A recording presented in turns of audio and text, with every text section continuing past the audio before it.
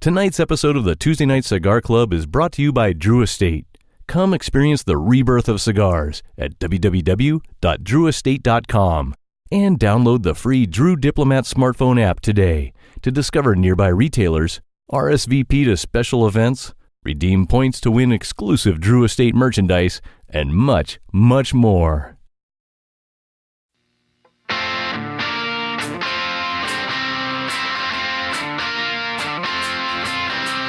This might be a big mistake, but I'm having too much fun to wait. Flag her down when she comes back by. That one's yours and this one's mine. Bring another round. Bring another round. Bring another round. Bring another round. Bring another round.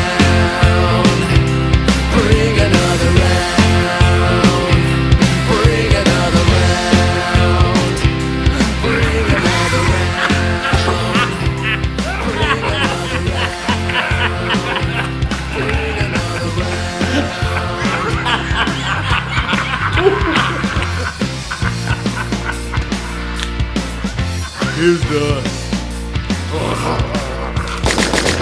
Suckles. Good evening, brothers and sisters of the Leaf. Coming to you live once again from the corner of No Hope, it's the Tuesday Night Cigar Club podcast. Tonight the boys finally slay their cinematic white whale as they take a humongous, juicy bite into the delicious 1986 TNA greasy masterpiece that is Hamburger, the motion picture. Not to be confused with Hamburger, the food. And a culinary themed film deserves a culinary themed cigar and beer. So our crew will be smoking the Le Carême cigar from Crowned Heads, paired with the Baked Goods American Pale Ale from Clown Shoes Brewing. Sounds like we're in store for one mouth-watering good time, folks. So sit back, light 'em up, and enjoy the show. Every day I'm hustling, hustling, hustling, hustling, hustling. Every day I'm hustling. You dare me to take this and crush it against my head? You? Yeah, go for it. You want to do it? Do it. Nah, no. No. I really thought you guys would say don't do it. You always tell me not to do stuff. No. Oh, Tell you not to do cool. Don't do uncool things. That would be a cool thing. I gotta spend the whole. That what would if be I, cool. like, cut myself and bleeding the whole show. Maybe at the end of the show. That'd be really cool. Keep this can right there. Oh, boys, hamburgers. Hamburgers. The cornerstone of any nutritious podcast. Yeah, I picked the wrong time to diet. Did tonight's movie make you guys want to eat a hamburger? I did. It really did. Yeah? Mm-hmm. Did you eat one? Yeah. Today? Yes. On the way here, in fact. Yeah, it's kind of hard after watching this movie. Check out this little nugget of wisdom I found. A hamburger is warm and fragrant and juicy. A hamburger is soft and non-threatening. It personifies the great mother herself who has nourished us from the beginning. A hamburger is an icon of layered circles, the circle being at once the most spiritual and the most sensual of shapes. A hamburger is companionable and faintly erotic. The nipple of the goddess, the bountiful belly ball of Eve, you are what you think you eat. That is from acclaimed American novelist Tom Robbins. Nipple of the goddess. Man, this dude really loves his hamburgers. well, okay, a couple of things. Yes, he does. Is that a real novelist? Yeah. Oh, you think I wrote that? Oh, no. Actually, it sounds like some of the cigar descriptions. It does. No. He wrote that movie, Even Cowgirls Get the Blues. That's one of his novels, the Uma Thurman movie they made. Apparently he's acclaimed. I never heard of him. But I thought it was a very interesting. I like how that's the rule of fame. If we haven't heard of him. I haven't heard of him, but the guy certainly loves his burgers, and I do too. Burgers are one of my favorite things to indulge in. But follow me here. I do think they have been pushed in some directions over the last few years that even I can't get behind.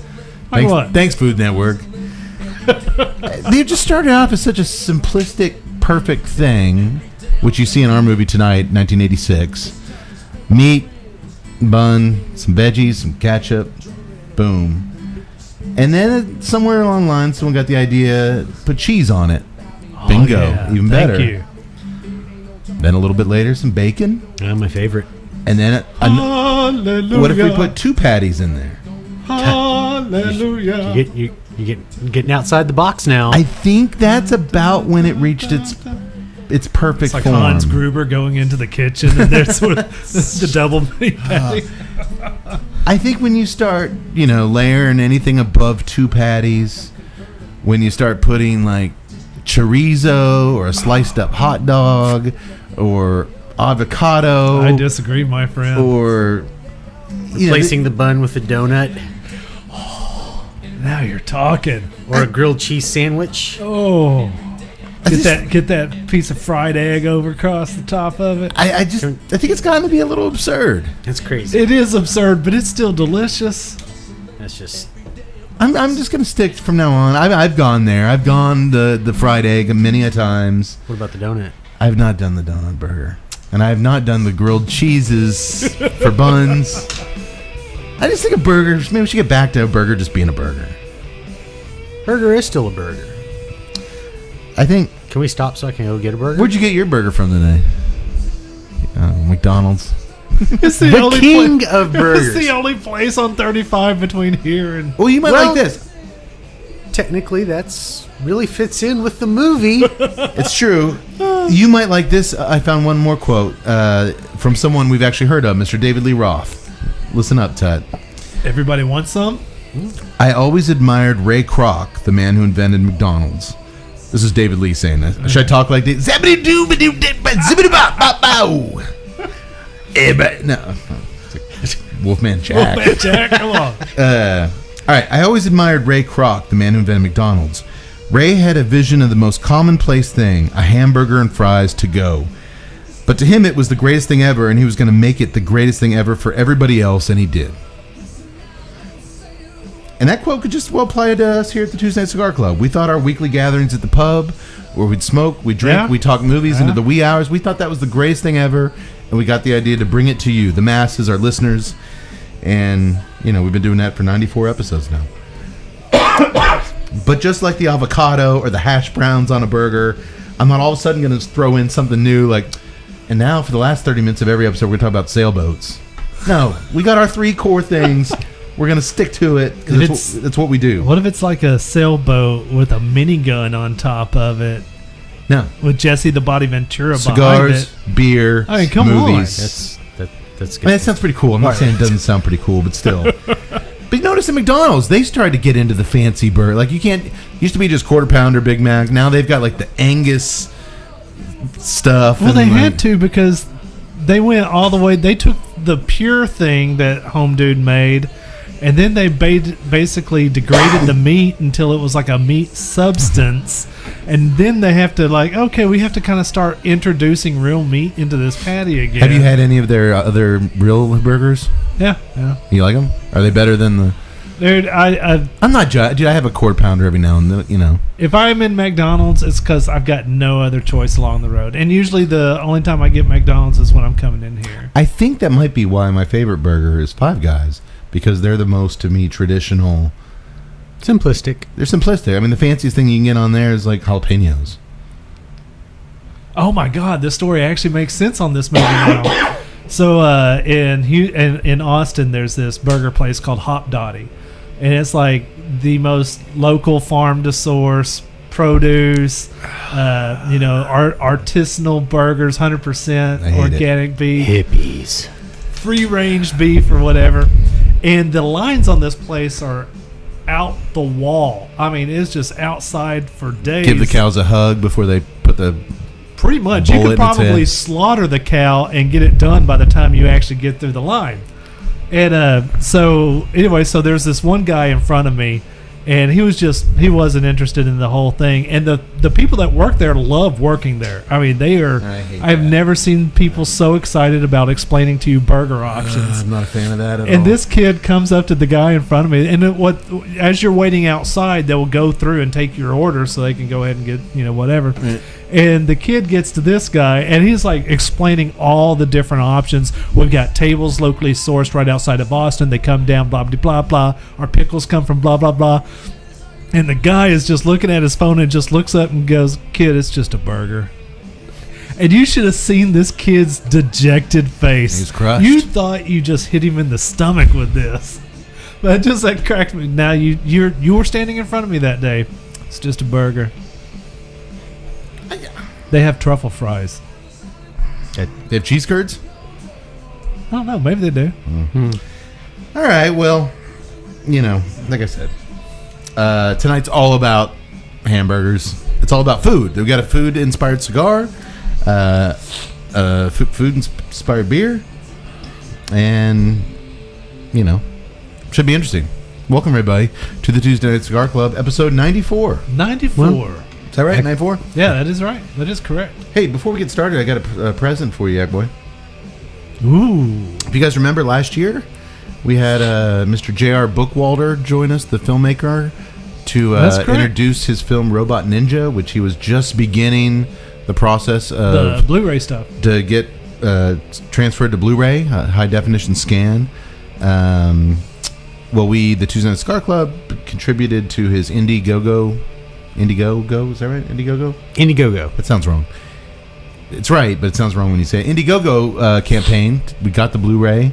Have not watched it yet, but along with sponsoring it on Indiegogo, you got some perks and whatnot. And this came just for you, Yak Boy. The official Robot Ninja comic book adaptation. You are a resident comic book fan. It also came with a Robot Ninja poster. We're going to have to find room around here to put up. Cool. And, yeah. If it came with the glove, I want the glove. I'm going to fight you for it. It did not come with the glove, but I want to say congrats to Mr. Bookwalter for getting it out there. Yeah, I can't wait to dig in. There was talks about our show. We actually broke down the movie being a commentary. There's like 6 commentary tracks on there. We did not make the cut. That's why I threw my Kickstarter pack or my Indiegogo package in the trash. It was too late. I'd already, I had already given him money. Damn it! But you got a comic book out of it, so let me know how that goes. Oh, it's black and white. It's black and white. Oh, that's forget it. You are not a comic book aficionado. I'm not. But yes, it is a food inspired episode. That's pretty good art, actually. All right. Well, after the show, you guys, guys. What? What? Huh? Oh, Nerds. I'm sorry. Nerds. Sorry. Focus back here. Sorry. You can't just give me a comic book and expect me not to Yeah, stop everything. I really should have done that at the end of the wrong. show. That went wrong. I was afraid I was going to have to crush this on my head just to get your attention back over here. I'll do it. I'm waiting. Damn, I'm going to have to do that. I am going to start reading Damn the it. comic Now book it's like a macho thing. I'm going to have to do it. It is our food episode, as I said. It all started with tonight's cigar. It is the Le Carême. Carême? Le Carême. Okay. By Crowned Heads. We have not done a Crowned Head cigar. It is a 5 7/8 by 52. The size is called the Canonazo. Yeah, it's kind of like a box press, but it's not. It's like a softbox press. Yeah. Yeah. It's an oval. It smells. The wrapper smells. I told Tut when we were doing pictures for the show, I'm like, the aroma. I hear him all stuffed up over there. I'm just not getting it, kid. You smell wonderful, doesn't it? Yes, it does. This was like crap. It is a Connecticut broadleaf wrapper, Ecuadorian Sumatra binder, Nicaraguan filler. I'll talk price point later. Dude, there's something on that cold draw that's just You like it? dancing. Sweetness? It's dancing in my throat. Sweetness? I don't know. Spices? Baking spices? Here's why I say baking spices. Tut. From our good friends over at Famous Smoke Shop, I learned this backstory on tonight's cigar. In the Epicurean spirit, Le Carême cigars take their name after renowned 1800s chef Marie-Antoine Carême, made famous for popularizing the souffle, the inventor of the souffle. You suck, Karim. Ernest, you don't like souffles? No. I like souffles. I've never had a souffle. I don't even know what it is. Pastry? Crush the can on your head. It's like banana bread. Burnt banana bread. Banana pudding. It's like burnt banana pudding. Can it be all sorts of things? Basically. Like the souffle is just the outer crust, right? No. Well, I'm sorry you feel that way. As far as I know. I didn't know you had this hostile feeling about souffles.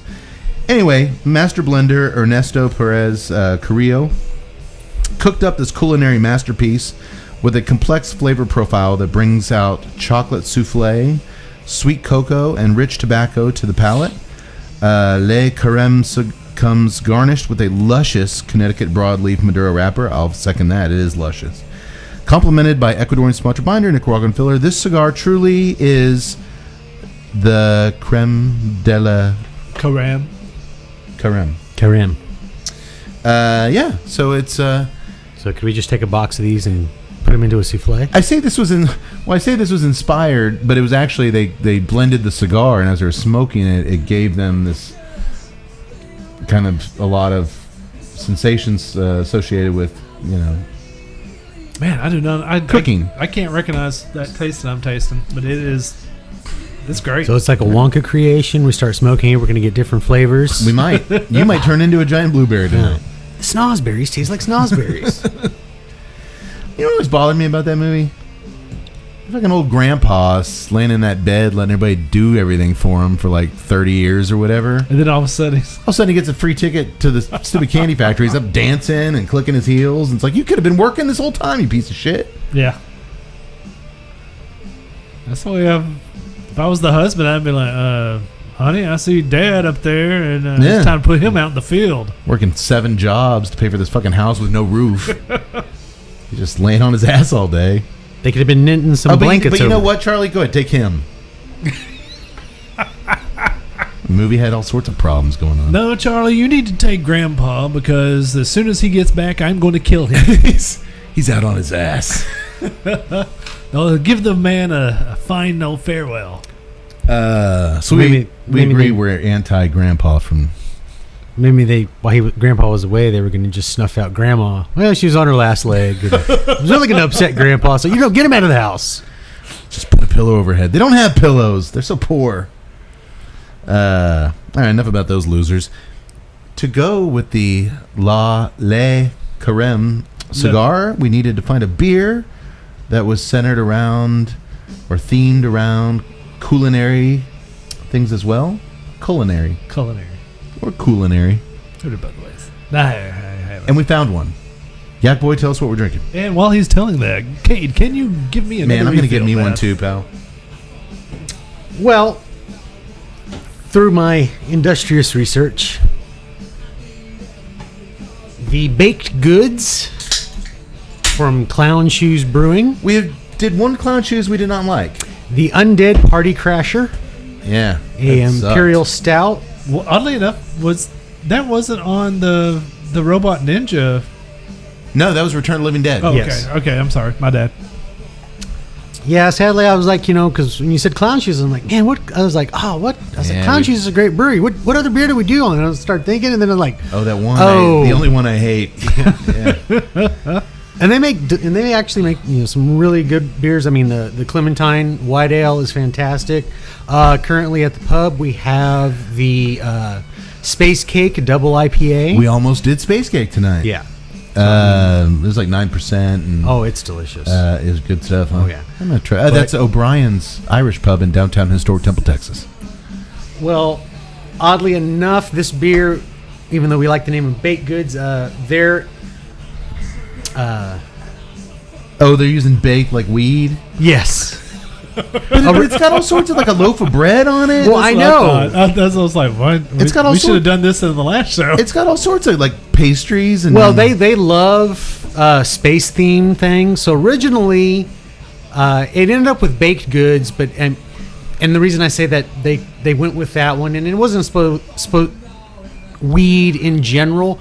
Original name for this was going to be Space Cookie, but apparently the government feels that Space Cookie. Apparently somebody uses Space Cookie in reference to weed. Oh.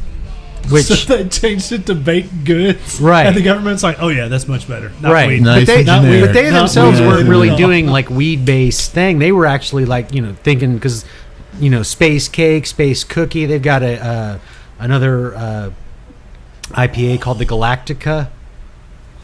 So Yeah, I've seen the Galactica. I mean, Okay. they just do all kinds of stuff like that. And that's one of the things that they Yeah, are the into can's and- got like a loaf of bread, some cookies, some like fortune, and it's like out in space. There's like lasers shooting everywhere. It's a very busy artwork. Tell us more and about that. it is a pale ale. They put it as a sessionable hoppy pale ale, dry hopped with Mosaic, Azeka, I think that. I'm not sure if I'm Idaho 7 and Centennial hops. I taste the Idaho 7. Yeah, I thought it was in there. Idaho 4. it's a whole potato. Well, right you're not there. a pale ale guy like myself. I mean, I got the Mosaic, but Okay. And ABV? It's a 5.5 and it's about 50 IBUs. Yeah, I was gonna say it's not. I mean, like I said, it is I a tell you pale what's ale. interesting is that we've done beers that are like in the 40s that have tasted like 60s. This is a 50, and it doesn't taste bitter to me. No, I mean it's No, I would have put this in the 30s. it has. I mean, that almost more like an IPA. It's got that sort of kind of a citrus, but I mean, like you said, no hop bitterness or any of that. This is getting redundant after 94 episodes. First one, I really wasn't quite sure. And then the second one, I started to That first beer was strange, but that eighth beer was fantastic. acclimate a little bit to it. Now, as I crack open my 16-ounce third, we do have 12-ounce cans and 16-ounce cans tonight. Let me know if you guys prefer one over the other. Yeah, it's weird for all those fucking hops. It's Yeah, I know exactly where you're going with that. It's an interesting beer because when I first started drinking it, it was like, I like this, but I can't really describe this. And it was just like a whole bunch of different things going. I mean, not like a flavor explosion, but just like it was something that really wasn't wrapped around. Yeah, it's got a very viscous pour. It's kind of a very murky. I'm getting citrus, but not like I think the last one we did with a real heavy grapefruit. I'm not getting that. It's a weird citrus profile too, because like you could smell the citrus as soon as you pour it, but it's not like you said, that whole grapefruit. No, it's not. I can't even really identify what I don't know if it's lemon or. Yeah, I mean, just it's light. I mean, Yeah, it's not lime, it's not lemon, it's not grapefruit. And it's a very light beer. Smooth. Mm-hmm. Oh yeah, I like it. Tastes like a good session beer. That was the first word they used, sessionable. It was right there. Oh, was it? I was hoping you weren't paying attention to your own words, so I'd look smart. Just go ahead and underline that. Session. Okay. Tut, you're just really admiring that cigar. The aroma, I'm telling you, man, the aroma on just smelling the cigar itself, but then now that you've lit up, the aroma floating across the table is a wonderful smelling cigar. Pre-light and lit up. It does have that chocolatey. On the cold draw? Yeah. Yeah, I'm still trying to figure out some of the flavors that I'm kind of getting. Like it's for a second there, I thought I was getting some like a real muted pepper, not like spicy hoppy pepper, but just kind of like a real nice muted pepper that you sprinkle over your food. Food pepper. Food pepper. That's what we call it in the cigar tasting world. Where's that flavor wheel? Let me make sure that food pepper's there. It's around here somewhere. Yeah, so like I would get that like dancing around on the palate, not because normally like when I get pepper I would get it on through the retro ale, but no, on the palate this time it was a little bit nice. But there's some like there's another powdery flavor that I'm kind of searching for. I'm getting a little jalapeno in the nose. Not crazy, not knock me back or send me into a sneezing fit or anything, but it's nice. But it's definitely like a pepper. not food pepper, but jalapeno pepper. And then I'm getting some chocolate, some dark chocolate on the draw. I keep wanting to say that I am, but it's not. And a little bit of Not really sure I'm earthiness, a little bit of earthiness, with on the back end of that chocolate. Yeah. We're in sync tonight. Oh yeah. Man, it just smells amazing. Smells amazing. The smoke profile's nice on it. It's a good looking cigar. It's a good tasting cigar. It is. I haven't smoked. I'll be honest. Not a lot of Crowned Head cigars. We have another one in the. I was gonna say, I think I've done like in the humidor that's waiting for us. The Buckeye Land. Yeah, so I've done like the what they did, the Yellow Rose. I have had the Yellow Rose. Had the Yellow Rose. It was I've done all like right. the the Four Kicks, which was I think their first initial release that they've had. Jericho. Yeah, I think I've smoked a Jericho way back. And they also had one named after that band that used to be up at your pub. That old Tom played in. Headley Grange. Headley Grange. They have a Headley Grange cigar. Yeah. But I haven't smoked a lot of them. So Yeah. I had heard a lot of good things about the Le Carême. I'm sorry. I'm so used with cigar saying La. Yeah. Everything's Spanish. Le Carême. Le Carême. It's nice. It is. So far, full body, and it's right up there in strength. I'm not quite full yet for me, but it's got some balls to it. But I mean, it's a really nice Connecticut broadleaf wrapper. I wouldn't be surprised if it didn't have a little bit of punch. You just can't put your finger on it, huh? I think my palate is just fucked for right now. Because I'm like, is that spinach? I think I'm getting like spinach.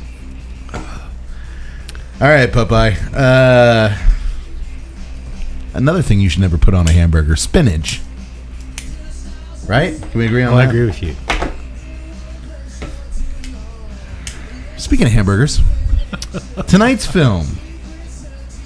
A classic. What are you gonna pair La Carême, named after one of the most popular celebrity chefs of the 1800s French cuisine scene?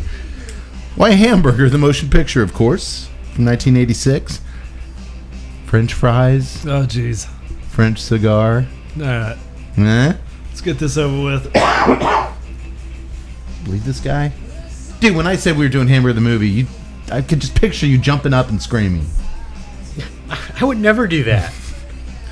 I totally did do that. Don't tell him though. We have wanted to do this movie. I've wanted to do this movie. If it were up to me, we would have done this movie the first 5 shows. Literally, like, all 5 shows would have been on this movie. First 5. This is one of my favorite, if not the ultimate TNA 80s flick for me. You'd have to really press me to find one I like more. It's one of my favorite movies of all time. I've seen it a gazillion times, but rewatching it for the podcast, I just I hadn't watched it in a while. It just brought back all the warm fuzzies. I'm just so glad we're finally. It took a French cigar and a weed beer to get us here, but we did it. And I wanted to get it in before our 100. If we stop at 100 episodes, at least we got Hamburger in there.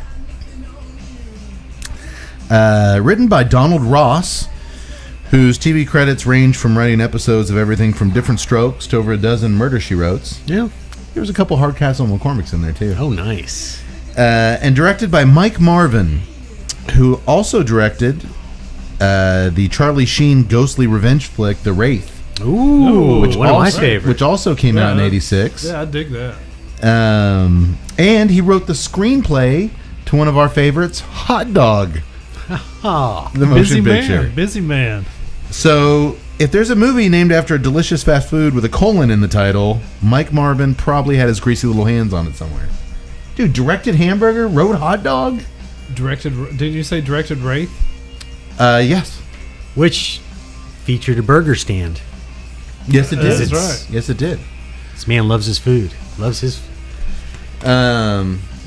So a high pedigree coming into this thing.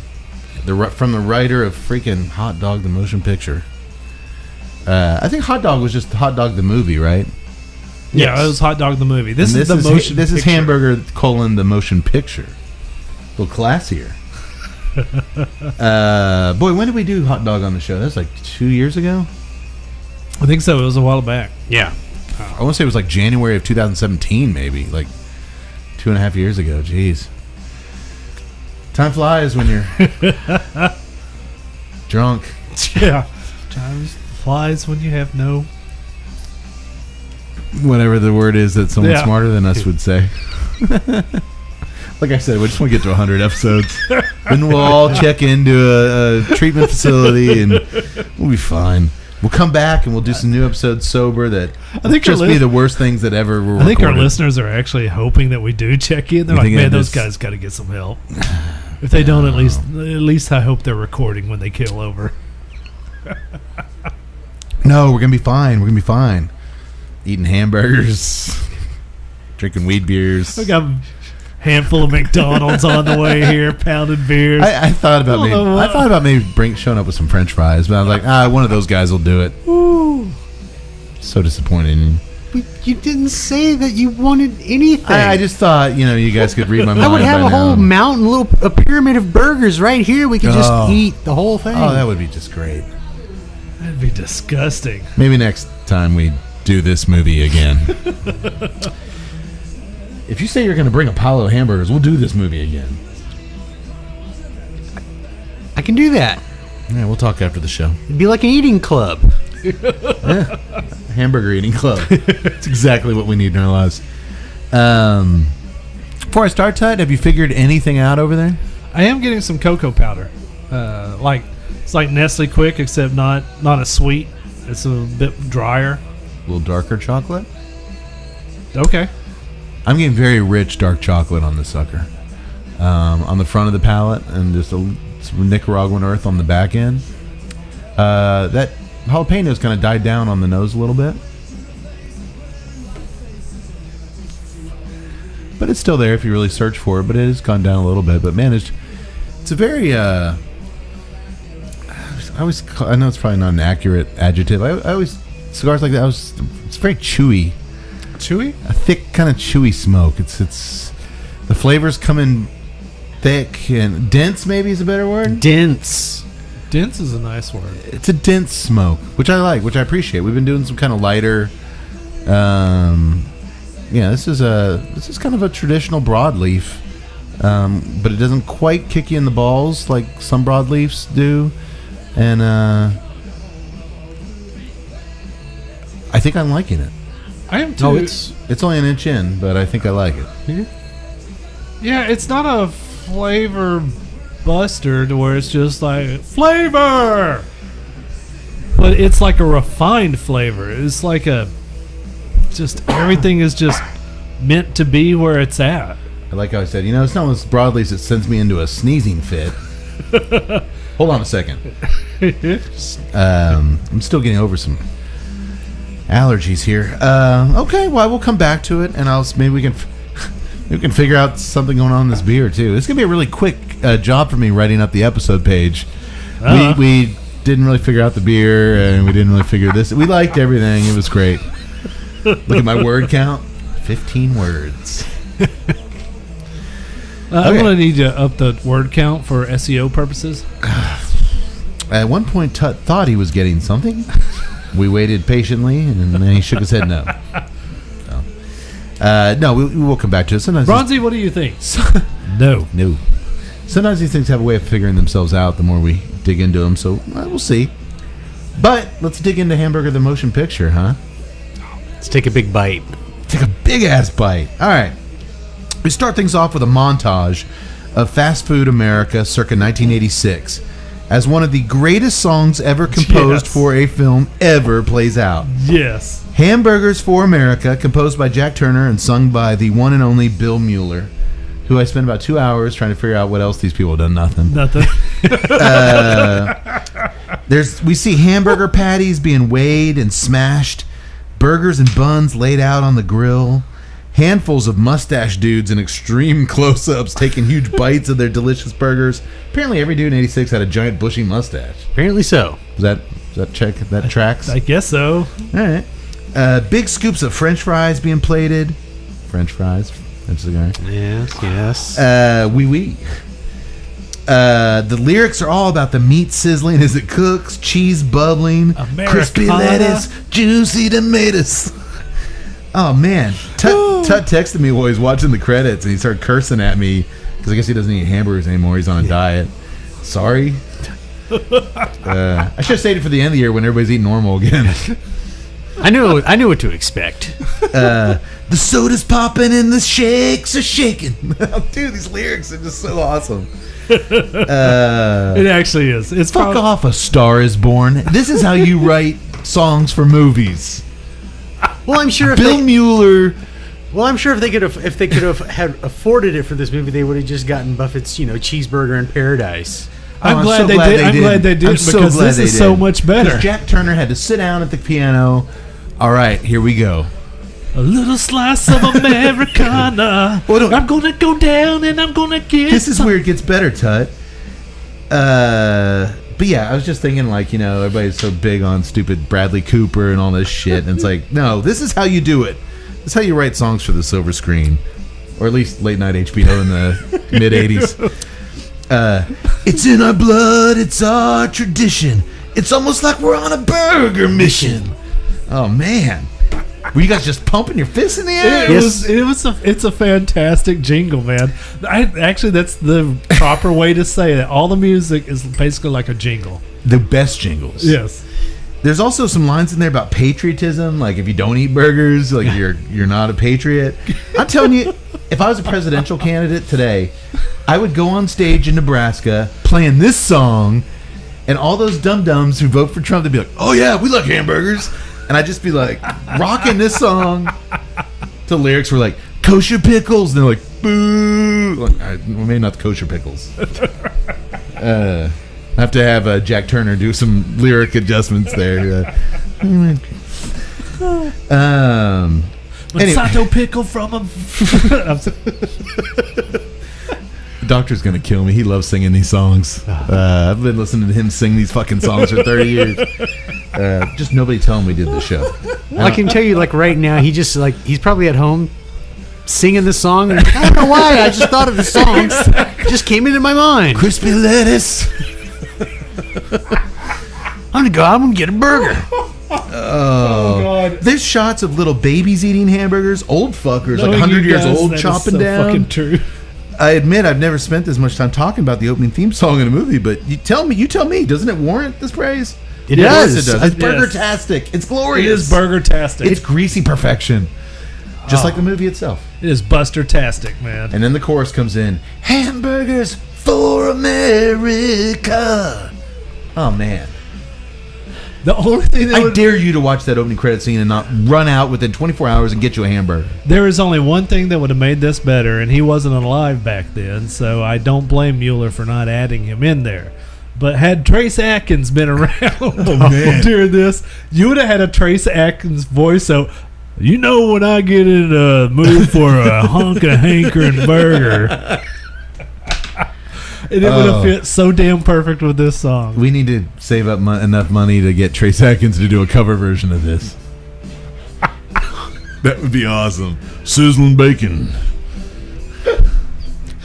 I don't know why I didn't do this sooner. It took me to number one. Hamburgers for America. Hey, boys. You know how you can tell who Ronald McDonald is at a nude beach? How? He's the one with the sesame seed buns. That's Trace Atkins telling a burger joke. On the set of Hee Haw, apparently. I just laugh like that donkey they'd always cut to.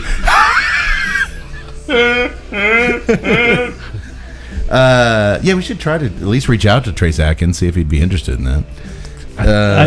He'll probably write back, and I already tried it. They won't give me the rights. Exactly. I tried that back in Cheddar's 2014. bubbling. All right, we'll keep working on that. Here's the demo tape I cut, boys. Just gonna leak it out there. The year was '89. I sat down with my 8-track recorder and my guitar. Took a big bite out of a Jack in the Box. What's their burger? Jack in the Box. The Jack? Jumbo Jack. Jumbo Jack. When I'm out on a job site, I like to bite into a juicy Jumbo Jack. I get my Kubota tractor with a Jumbo Jack. Sometimes, if I'm feeling fussed, I'll get a little side order of jalapeno poppers. Damn it, now I want jalapeno poppers. Made right here in America. Can we stop so I can get some jalapeno poppers? I'm getting so hungry. We haven't even really started the movie. I'm starving. We then cut to Short Falls College. Short Falls. Where in Mildred Bailey's women's residence building, sounds like a lot of fun goes down there. Yeah. We pan across the showers as several extremely beautiful female co-eds bathe themselves until we get to the last shower stall where we find our hero, Russell Procol, sucking on the neck of a very cute blonde. Until that is, he's discovered by the extremely large den mother who's just got out of the shower herself, Mrs. Cratchmatter, who immediately screams and sends him to the office of Victoria Gottbottom, MD, the school's insanely sexy undergraduate counselor. Mrs. Gottbottom. This makes me... I thought for years that she was the chick from Frasier, Jane Leeves. Like, I thought that was her forever, so whenever... Not that I wasn't smart enough to watch Frasier, but whenever I'd see her anywhere, she was on Seinfeld for a little time too. I'd always thought I'd seen her boobs, and I'm like, oh man, I bet like she's trying to hide from her Hamburger past. Nah, it wasn't her at all. Just a chick with a kind of English accent. Well, she's pretty dang. Oh, she is hot. She is just. Keep in mind, 86. Man. I would sign up for therapy. I'm when I'm first seeing this thing, I'm like, prepubescent. These are some of the first boobs I ever saw in this movie. Yeah. Well, it turns out this is his Russell's fourth college in 3 years. He's been expelled for lewd conduct, for nude conduct, and at his last school he was hospitalized. She says, "Your thing in a sling." The ding-a-ling. Russell, I'm sorry, just get a little cocktail. You got a little the poetry guy. The poetry dude. Wait. No, that would be ding-a-ling. I knew where you were going. It's going off the rails, man. Well, Russell doesn't like it. His parents really want him to get a college degree, but he explains he can't even pick up a girl for the movies without ending up immediately in bed with her. I haven't seen a movie since E.T. He cannot go anywhere without chicks wanting to sleep with him. It's a real thing, boys. It's a curse. It's terrible. Just terrible. I don't want to get into my own burdens here, but my own burdens. But I felt for Russell. Well, Dr. Gottbottom insists that Russell must start exercising some sexual self-control if he's to succeed in the world of academia. But at the same time, she appreciates a young, hard-bodied stud as much as anybody else, so she rips open her top, unleashing her creamy, pendulous melons. Were they pendulous yet? They were. As she starts making out with him, just like that. Russell shrugs, "Well, you're the doctor." But before they can get too far, Dean Dewberry barges in, and again, it's game over at Short Falls College for Russell. "Oh, my mother's going to kill me," Russell looks up and says. And we cut to Russell's parents' house where his dad is strangling him, Homer Simpson, Bart style, on the couch. He can't believe Russell screwed around with the school shrink, and he starts naming off all the other schools that toss his son out for the same reason. I love the fact that this was live because that choke slam against the couch repeatedly is actually two actors going at it. They went nuts. I'm surprised that dude didn't be like, I got whiplash and I had to we had to stop shooting for about 3 months. He's shaking the hell out of him. But, Russell's pleading with his dad. "The women always start it." "Well, you got a mouth." He says, "Use it." "That's the problem, Dad. I always do." "Just say no, you little shit." Well, that little quip from Russell and his little smile makes his mom leap over the dad, and she starts strangling him. You see, it turns out Russell's grandpa left him $250,000 when he died, but he can't touch that money until he has some type of college degree. Just then, quite fortuitously, a commercial comes on the TV. The parents finally get exhausted from strangling him. Everybody just kind of slumps there. And a TV commercial pops on for Buster Burger University. And we see a little light shine down. Not figurative. I mean, we see Russell's marble head kind of pop up. And Buster Burger University. What's that all about? He's got a Buster idea. Speaking of lights shining down from above, you boys ever smoke a cigar and think, "Man, this sucker is so heavenly. It must have been blended by angels"? Maybe I have. Yes. Well, some might say that's the reaction they had when first lighting up the coffee-infused tobacco cigars from our friends at Drew Estate. Tobacco Special cigars are made by the almighty Drew Estate, the same folks who brought you Liga Privada, Undercrown, Nica Rustica, and more. Connecticut shade wrappers envelope a Sumatra binder and Nicaraguan criollo filler leaves. Before aging, the cigars are slowly, super slowly infused with Nicaraguan estate-grown coffee. The smoke is medium to full-bodied, depending on the wrapper. Its rich tobacco flavors commingling with the unmistakable aroma of coffee and some sweetness. I'm a fan, and you will be too. Seek them out, folks. All right. Speaking of cigars, Tot, Well, I was maintaining my professional composer because while you were talking there, I didn't want to go into do do do do do do do do do do do. Oh, you're gonna be humming the songs. Anyway, about the cigar. Hang on, I need to get Fritz back up in here. Yeah, it's really interesting because it's kind of drying on the palate. a little dry. Yeah, it's like my palate dries up a little bit after it. Does your palate dry up after eating your unsuccessful banana souffle? Probably not, because I don't eat souffles. The way you were so harsh about souffles earlier, I thought you maybe attempted to make a souffle, because I know you fancy yourself an amateur. Oh, no, I've never tried to make a souffle. You just had an unpleasant experience with some sort of banana souffle. I'm not even sure I said that. It might just be I've never had a souffle, and I just like, it sounds funny, so I'm just like, I don't want to do I that. thought he didn't know what he was talking about. When he threw out the banana bread thing, I was like, I don't think that's right. I don't know. My wife busted me that on fondue. I was like, I'm not going to eat fondue. Fondue sucks. Fondue's crazy. She was like, you realize it's nothing but cheese, right? And I'm Dippy like, bread and cheese. oh, that sounds marvelous. Let's try that. So you're basically an 11-year-old. Yeah, kind of. Hate it. Hate it. Until you tell me what it is, I hate it. I'm still getting the really rich dark chocolate with some earthiness in the back. Just a little bit of fleeting jalapeno on the nose. Nothing too new.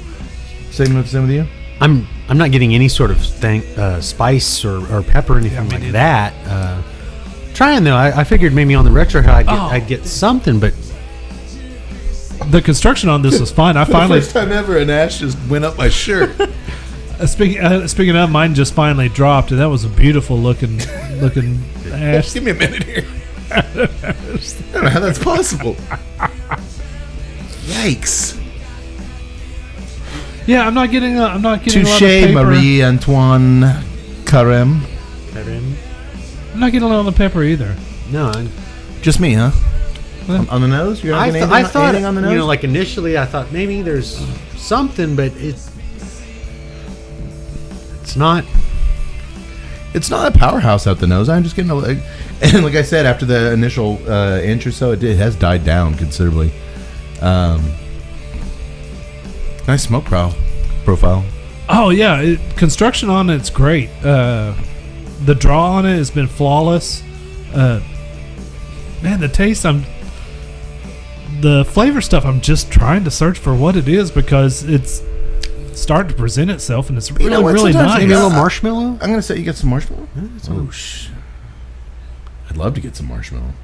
You know what? Sometimes it's okay not to be able to discern food and specific woods. You know, cedar and oak, and you know, sometimes It's aged cypress. Wrong. It's pine. I just know that's damn good. Well, sometimes that's all you need to know. Yeah.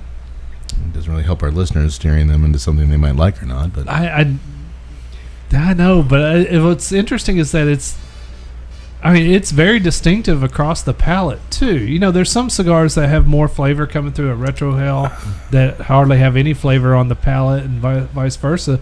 This is nice flavors on both the retro hell and across the palate. you just can't name any of them. No, Okay.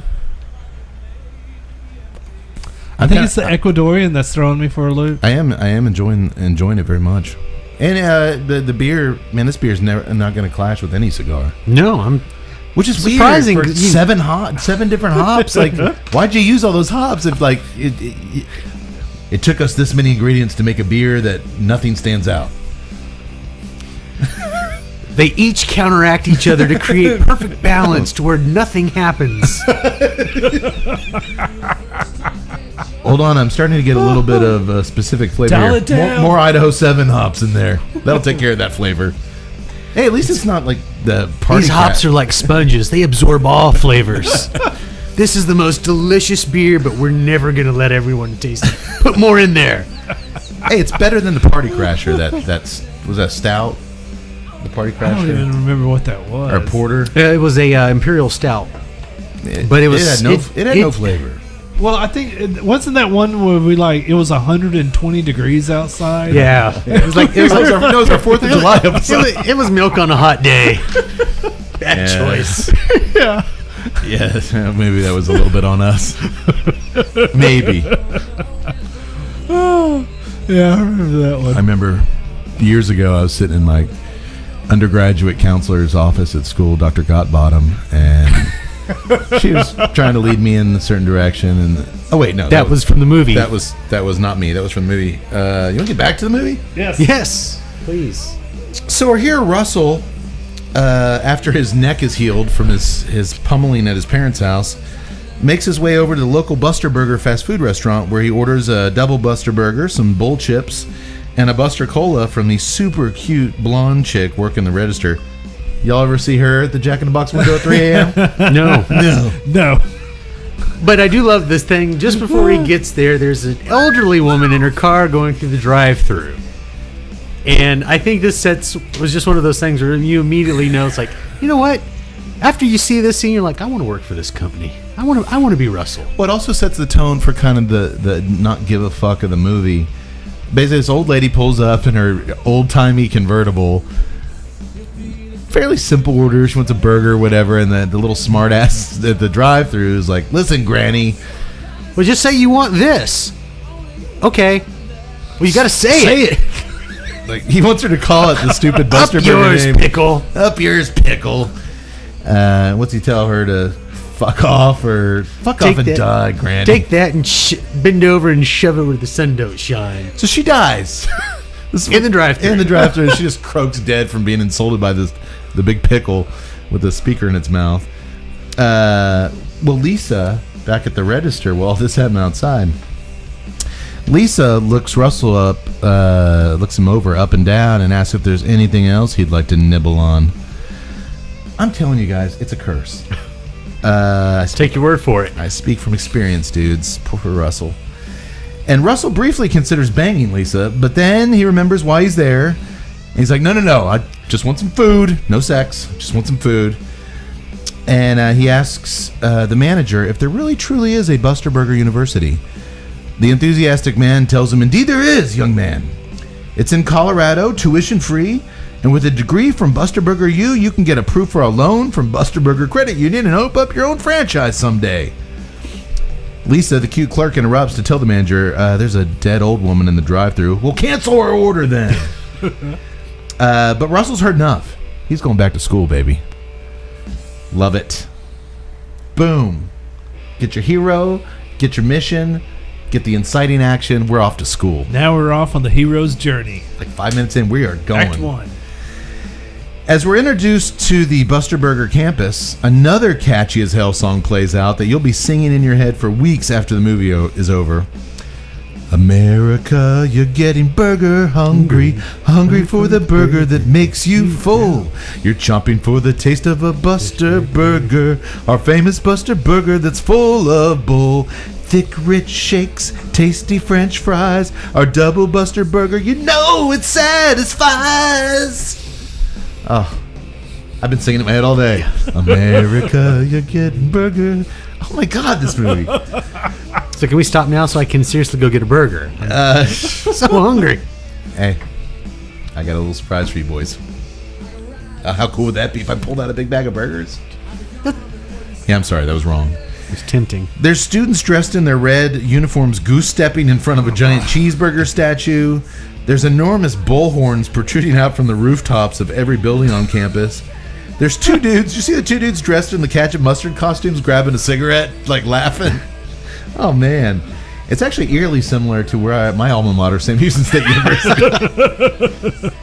It's not like they just had giant statues of guys that. Oh wait, they did. Yeah, They totally did.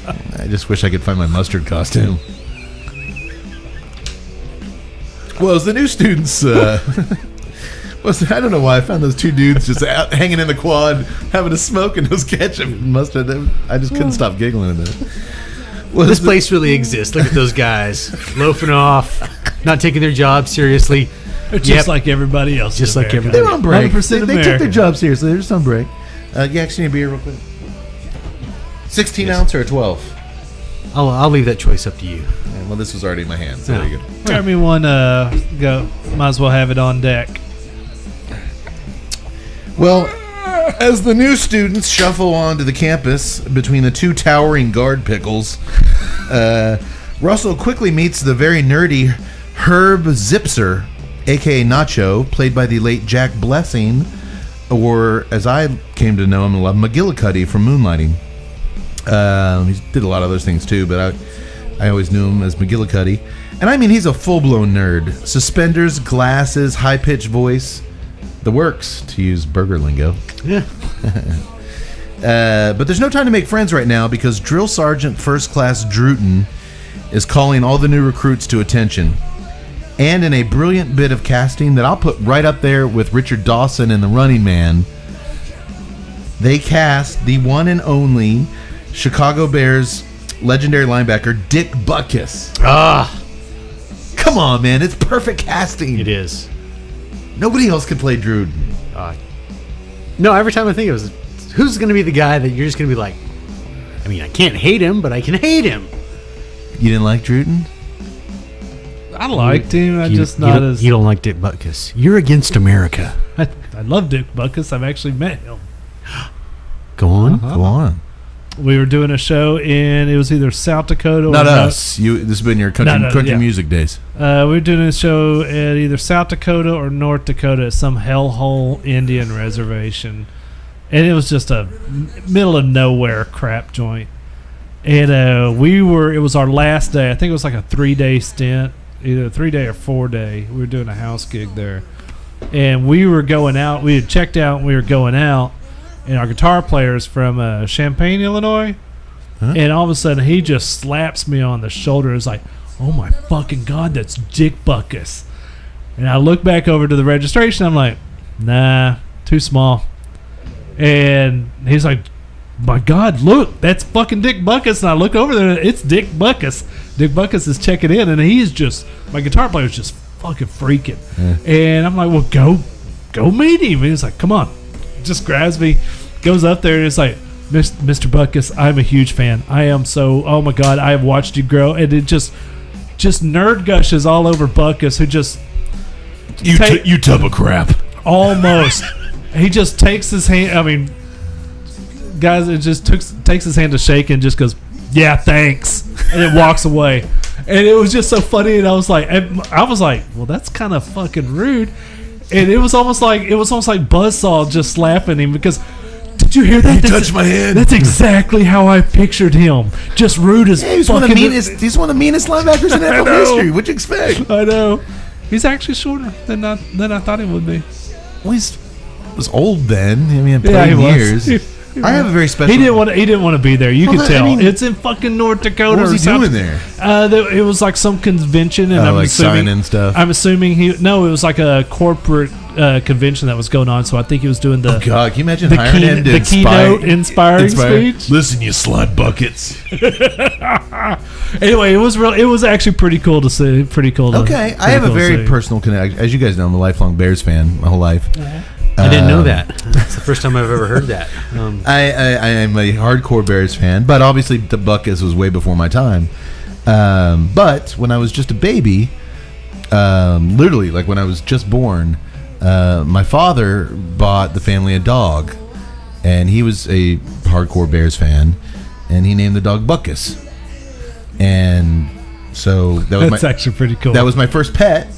Was Butkus. It was kind of mutt. I don't know what the hell it was. But, yeah. So, turns out my mom was highly allergic to dogs. So, Butkus had to go live with my grandma. but he lived for like 20 years. I mean, this thing was just you just wouldn't stop going.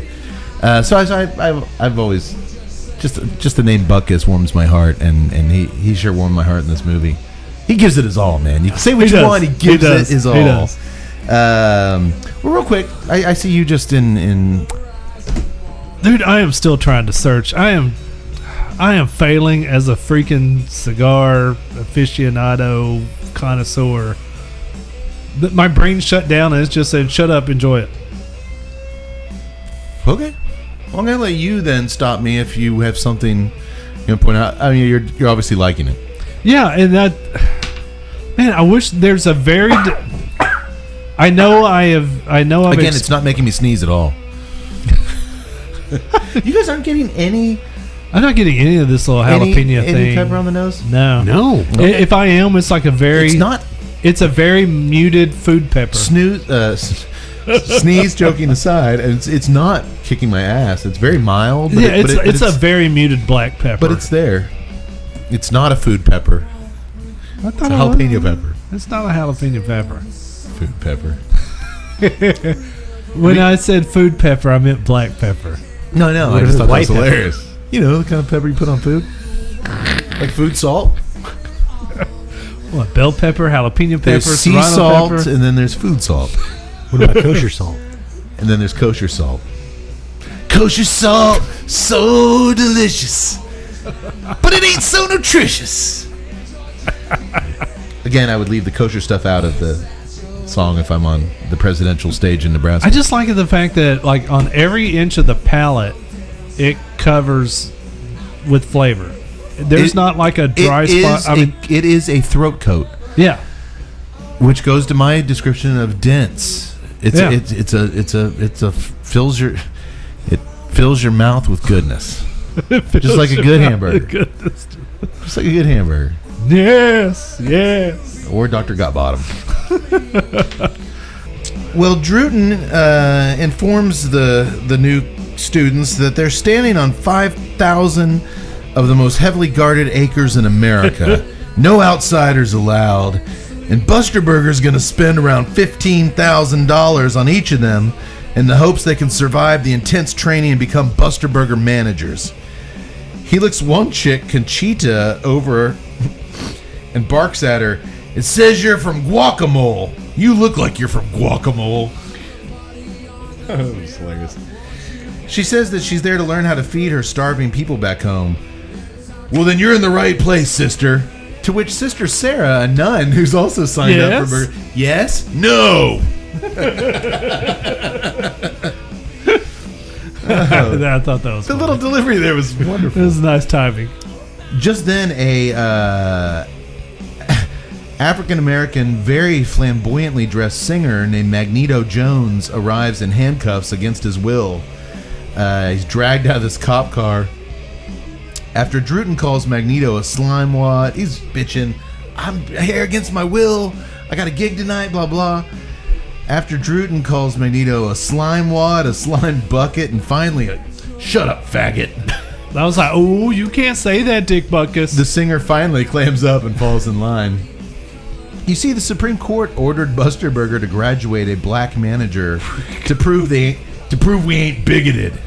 Wait, what? How many of it? He was like, we haven't had a black owner come through. We haven't had a black graduate in 25 years, and I'm going to make sure you get it. Here's the thing, though, I never understood about Magneto Jones. I don't think he was committed a crime. They never said what he committed. I think you think it was just that they needed a black person? They needed a black guy, and they just went and found this guy, and he's every time you see him, he's in shackles. He is. We're gonna prove we ain't bigoted and treat you like a slave. Pretty much. I guess that's the comedy in it, unless you're Magneto Jones. So what was it in the 80s that made all black entertainers like Magneto Jones, who's basically, I don't know when Heartbreak Ridge came out, but who did Mario Van Peebles model his character after Magneto Jones? Probably. Because it's the same character. Yeah, it is. I see that now. And the guy from Friday the 13th Part 5. Ooh, baby. Ooh, yeah, that guy. traveling in his van, singing. Well, I mean, it's kind of like they took just a number of different, I want to be part Prince, part Michael Jackson. Prince, And Rick James a Rick little James. bit. They all kind of dress the same. Oh, yeah, I guess it's a good point about Mario Van Peebles in Heartbreak Ridge. He's very Magneto Jones. But we're learning fast here, boys. Nobody sasses Drill Sergeant Druten, goddammit. We also meet the very obese Prestopopnik, Roadhouse's Tinker. I thought that was Tinker. I was like, yeah. I was like, the guy gets crushed by the bear. yeah. I was like, is that? It kind of does look, but he's younger, isn't he? Yeah, Roadhouse was 89. Yeah. So yeah, it's a little bit before that. shouldn't He do aged that. terribly. I was about to say, he kind of did. He's still alive. Can you believe that? Yeah, actually, I think he is. He lost a lot of weight. He's still around. Well, Prestopopnik, did I say right? Yes, you did. Prestopopnik. Explains to Druten that despite being fat, he's like, how the hell are you going to manage it, you tub of crap? We're here to sell burgers, not devour them. We sell burgers. We don't devour them, fatso. He's like, no, sir. I found a way to control my urges to eat all the bowl chips in sight by hooking up an electrical shock device to my finger. And when he does this, it sends him into a series of hilarious convulsions, which squashes his urge to eat. Whenever he puts this shock thing on, he just starts shaking violently, Chris Farley style, like Being electrocuted. hair whipping around. Just I wonder if Chris Farley was like. smoke coming out of his ears. I wonder if Chris Farley saw this movie and was like, "Oh my god, this guy's onto something. this guy's onto something." Well, Druten's not impressed. He actually does that. You tub of crap. Tub of crap. Before dismissing the new students, Druten waves around his spatula. He's always got this little spatula he whips around in the air as he lays down the rules. No leaving campus, no alcohol, no tobacco, no drugs, and absolutely no sex or hanky-panky in the dorms. And apparently, Escape from L.A. copied Druten. See? We're not the only one. I'm not the only one obsessed with this movie. Suddenly, the school's president and Buster Burger founder, Lyman Vunk, who looks like he's, about 100 years Oh, old? thank you, Lyman. I He love basically this guy. looks like Mr. Simpsons from the... He does. Mr. If Burns they from had done Simpsons, a a live Simpsons, action. they should They have should have gotten gotten him. him. He had the little pointy nose, the little bald head. Well, I I mean, love he this had guy. he I literally. love If you this put him guy. in a blue suit, he would have been It would have Mr. been. Burns. Like you just sat him Yes. down looking evil. Yes. Well, Lyman Vunk shows up with his sexy as hell, much younger, buxom wife, Mrs. Vunk. They pull up on a golf cart, which of course has giant horns in the front of it. Everything does here. As Mrs. Vunk sucks seductively on a piece of red licorice with her titties popping out, Russell's soon-to-be roommate, Fred Domino, is instantly in love. Fred Domino, what a great name, huh? Maybe one of the best character names we've had on the show. He's Fred Domino, the horny sleazeball, is played by Sandy Hackett, son of legendary comic Buddy Hackett. And Wow. if you remember back to Hot Dog, he was the wet T-shirt contest MC. I got all the actually, girls. okay, yeah, I actually got the face. Yeah, he's great in this. Huh. Loves I didn't know that was Buddy Hackett's food-inspired kid. That's Buddy movies. Hackett's kid. Okay. It's all coming full circle, boys. From Hot Dog to just like a Buster Burger onion ring. Full circle. Full circle. Well, sucker. Full circle. I started thinking about that poem I read in the beginning about goddess nipples circles and how burger was like a titty. I don't know what that was about. I opened up a burger chain. You want some goddess nipples? I'm going to reread that poem at the end of the show. Maybe after a dozen beers, it'll make some sense. Well, back in their dorms, which featured giant hamburger-shaped beds, Russell declines Fred's Domino's gifts of porno mags, booze, rubbers. He brought everything you're not He supposed to smuggled bring. everything in. He says, as long as I'm at Buster Burger U, sex is out of the question, Fred. He's trying to graduate. He's got some money on the line. He's got some big money on. This is his last shot. We'll cut to the welcoming pool party that night put on by the Vunks. Druten bites off the cork of a champagne bottle, spits it out, pours a glass and chugs it, and then offers his girlfriend, Mia Vunk, Lyman Vunk's daughter from a previous marriage, a glass. He asks her about a potential promotion opportunity, and she just kind of looks at him like, is that the only reason we're dating, because who my father is? The two have nothing to do with each other, Mia. Chug some more champagne. Speaking of her dad, he shows up to the shindig, and Fred Domino quickly whisks his wife away, the top-heavy Mrs. Vunk, to the dance floor. Well, Russell just wants to get a bite to eat and hit the sack. Alone, he says. But Cade style, it ain't that easy, as Conchita from Guacamole immediately throws herself on him at the salad bar. Back home in Guacamole on the lay of the land. They call me the lay of the land, yeah. But Russell spins away from her right into the arms of Maya Vunk. Mia Vunk. And he asks her to dance to get away from Conchita. I'm here to get a degree, not father a guacamole freedom fighter, he tells her. No. I don't know if I'd be able to turn down Conchita. She's so hot. She had a Maria Conchita Alonso thing to her. Well, it's the 80s. They all did. Yeah. Oh, time. They seem to hit it off, Maya and Russell. That is until... talking about the stereotype. Of course. Okay. That is until Prestopopnik comes across the burger bar like you wanted tonight. It's just like a buffet of nothing but stacks of burgers. He starts getting hungry, so he hooks up the electroshock finger thingy, sending him the nun, Druten. He's just shaking all around, knocking everybody into the pool. Mia, basically everybody he sends flying into the pool. It's a pool party, yells Herb Zipser. And even Lyman Vunk comes out, and he seems kind of into it, like, good to see you. It's a pool party. It's a pool party. Oh, yeah. Hey, you like seeing people have fun? Man, this is what I call a top-notch cast of characters, boys. Not since the original Revenge of the Nerds have we seen such a unique crew of misfits and weirdos. Everybody just works. They work good together. I love this movie so damn hard. The fact that it's wasting away into cinematic obscurity, it's not available for streaming, it's not available. It should have a fully loaded Blu-ray to learn more about it. The fact that you can't... This thing's just wasting away somewhere. And I don't understand it. It's a fucking crime. Believe me, you're preaching to the choir. I don't understand why it's in the vault. I don't understand why someone's not putting this out there. It's the production level of like the university and the set pieces. The level of acting, like the performances are top notch. It's funny. It's actually funny. There's really great nudity. It is, to me, the most underrated, underseen 80s TNA comedy, without a doubt. I agree with you. I mean, like, just everything, like the music, I was about to say the budget. The budget's there in this. It's not like this is some little weird art shop indie film. No, we've seen those bad, and even some of them are good. Yeah, 80s movies. This thing actually had some money. They put it to good use, like you said, with the score, with the set pieces, with the actually getting people that could act, and I just, especially coming 2 years after Revenge of the Nerds. Yeah, I thought I'll get to this a little bit later, but I thought this crew of outcasts and everything worked just as good as the Nerds together. I mean, they weren't quite as a unit as the Nerds were, but they all filled their roles great.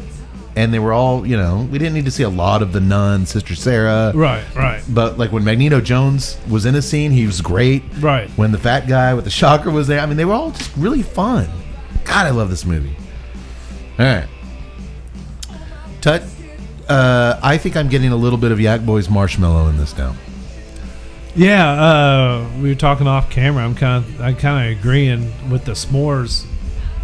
And the reason I say s'mores is because there was that chocolate already there. Yeah, but it's not as. But there's just kind of to me, it's not as sweet as like a s'mores with a Hershey's and graham cracker, but it's got that same basic taste. It just doesn't have that sugary sweet taste to it. To me, it's just a very kind of enveloping.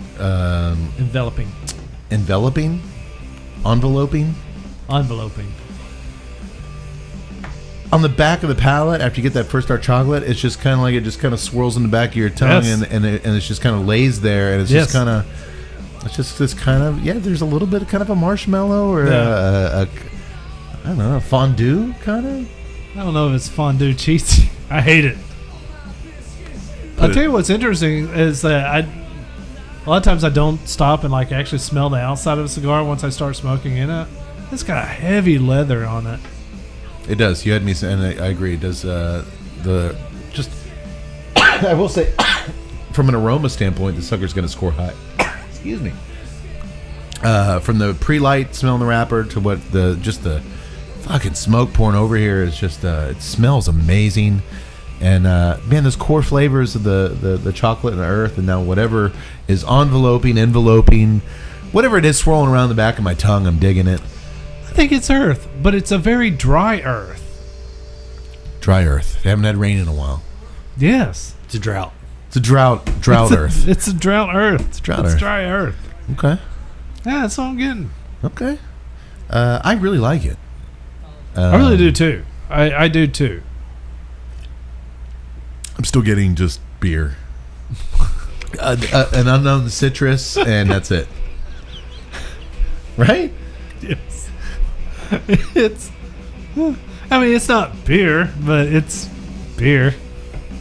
And it's staying out of the way of the cigar. I thought, especially looking at that space cake, I thought maybe that might be way too much for any cigar. Yeah, no. It's a flavor bomb, isn't it? Yeah. Yeah.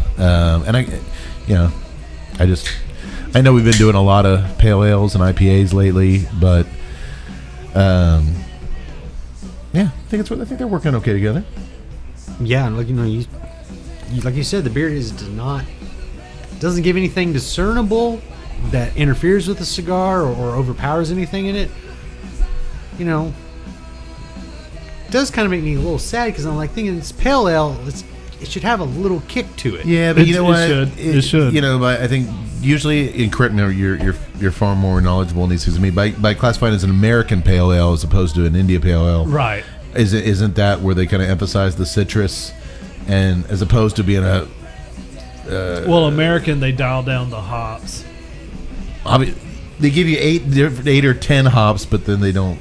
It's an American. Well, they dial down the IBUs, I should say. In American pale ales, just they tend to emphasize the citrus, floral kind of aspect of it, as opposed to just kicking you in the teeth. Somewhat, yeah. But I think that comes from the types of hops that are used. Usually give it that. I think if they just would have gone with an Idaho 3 hop, that would have given you a little bit of kick. They went with the 7, but what do I know? I only host a very popular beer podcast. Now, what separates this beer from a blonde? In terms of a blonde, well, I mean, they're both ales, but it's just the length of it, the amount of hops put into it, primarily. Yeah. Blondes have no discernible hops, correct?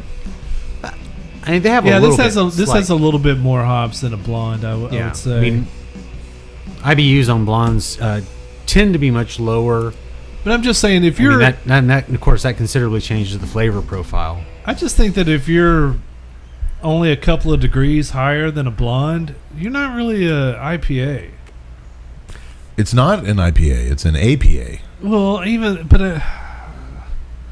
don't know. That's one of the things that I hate about a lot of the beers that are in this profile, because Americans really love IPAs. A lot of beers are saying that there's some sort of pale ale, even though it's not really a pale ale. We've done a lot lately. The pale ale in of itself isn't supposed to be overly, bitter. I mean, right. An IPA is bitter and has the extra, higher alcohol, things like that, just from where it originated to make the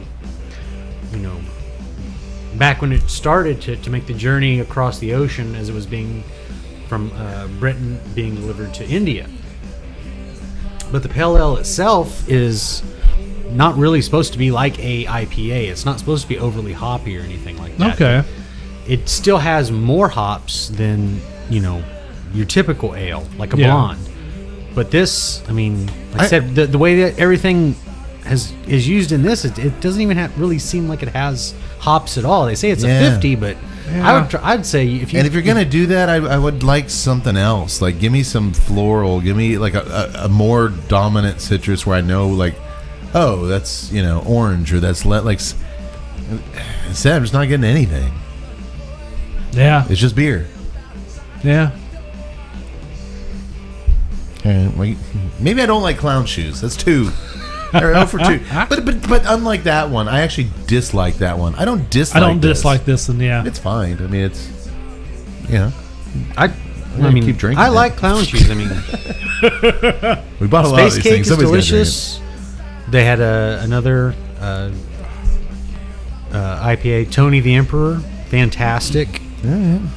Well, next time when I pick out stupid one, just say, "Hey, I got a better one for it." But I mean, Tony the Emperor, that doesn't go with Hot Dog or Hamburger the movie. Yeah. No, it doesn't. No. Maybe we should brew our own Fred Domino IPA. Huh? Dr. Gotbottom Imperial Stout. I'd buy it.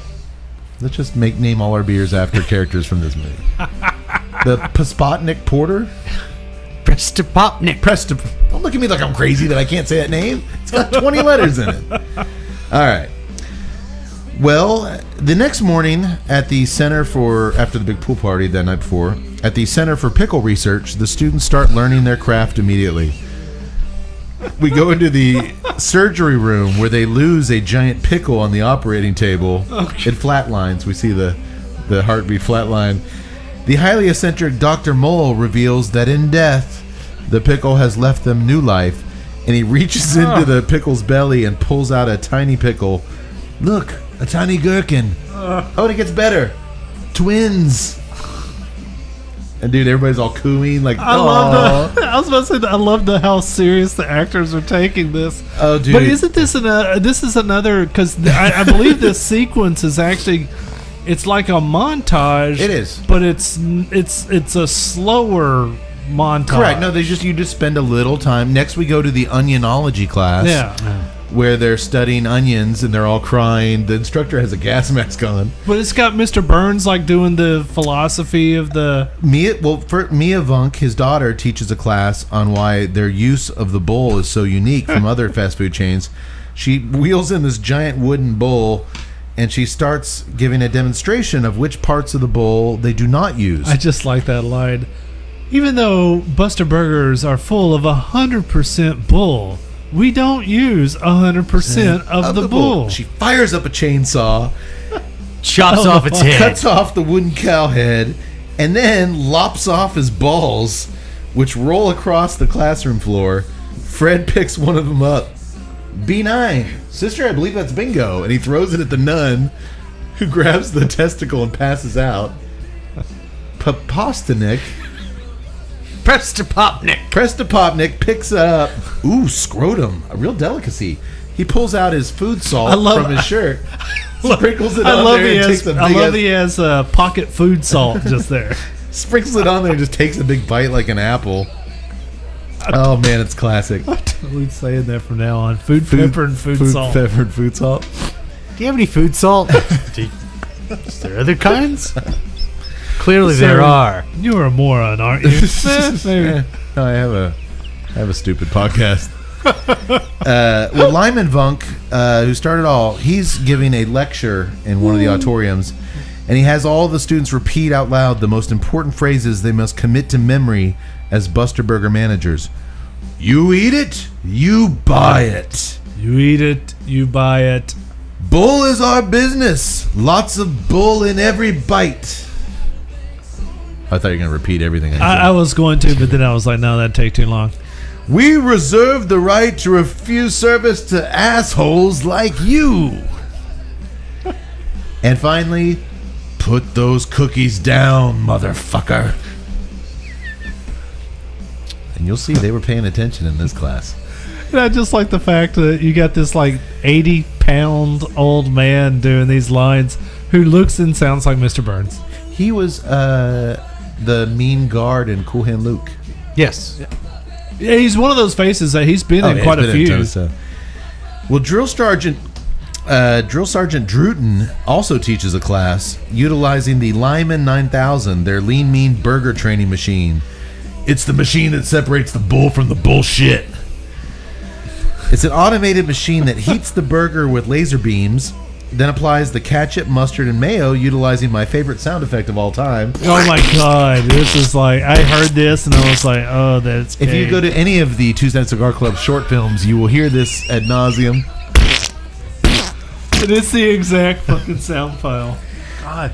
Did it bring back horrible memories? Yes. For you? And my PTSD just went off the rails. And then, as the burgers are coming on this assembly line, the operator must put together the burger with lettuce and tomato and put it in a Buster Burger box. In all his years of training, Druten has never lost a burger on the line, so there's a lot of pressure here. As he says, "You're up first, ketchup crotch." To which Conchita's like, "Me? No, him." Me? Well, come on, that's... I'm gonna start calling you guys ketchup crotches. Food ketchup. Food ketchup, please. Yes. Not you, him. He points to Russell. He saw Russell flirting or dancing with Mia at the dance, and he's angry. He's got a target on him. He did not like that one bit. It's payback time. Well, let's face it. Russell never stood a chance here, did he? Druten speeds up the machine. He's got this giant remote control with like this huge pull-out antenna. And he just makes the machine crank up to absurd levels. Buns are flying every which way but loose. Ketchup is squirting everywhere except on the buns. No lettuce on that one. That was supposed to be medium rare. Come on, you pickle prick. Get with it. Pickle prick. I'm sorry, because now all I Food-based see, insults are fantastic. Good God, I love this movie. now all I see is our unreliable intro with the bird hitting the screen. Oh, I use the sound effect for anything. Tut, this is a real sensitive scene where a young man comes out to his family as being a homosexual, and right when we cut to the dad's face, Kate, it makes no sense. Just I want it, and I want it loud. Louder.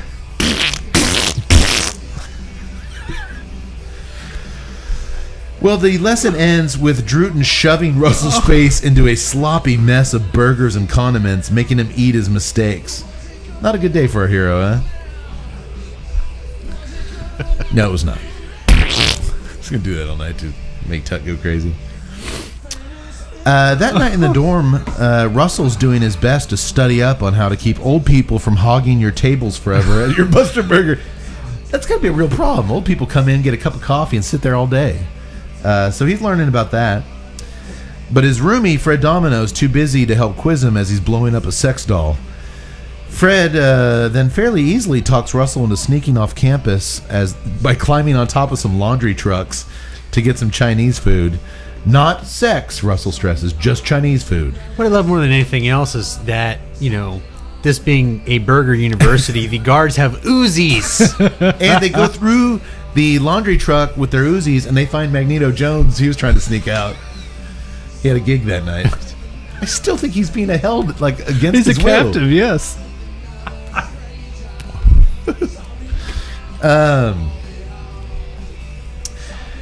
And the next thing you know, they're sitting at a table in the Chinese restaurant. They walk in and they see Mrs. Vunk and her stepdaughter Mia sitting there. They call them over there.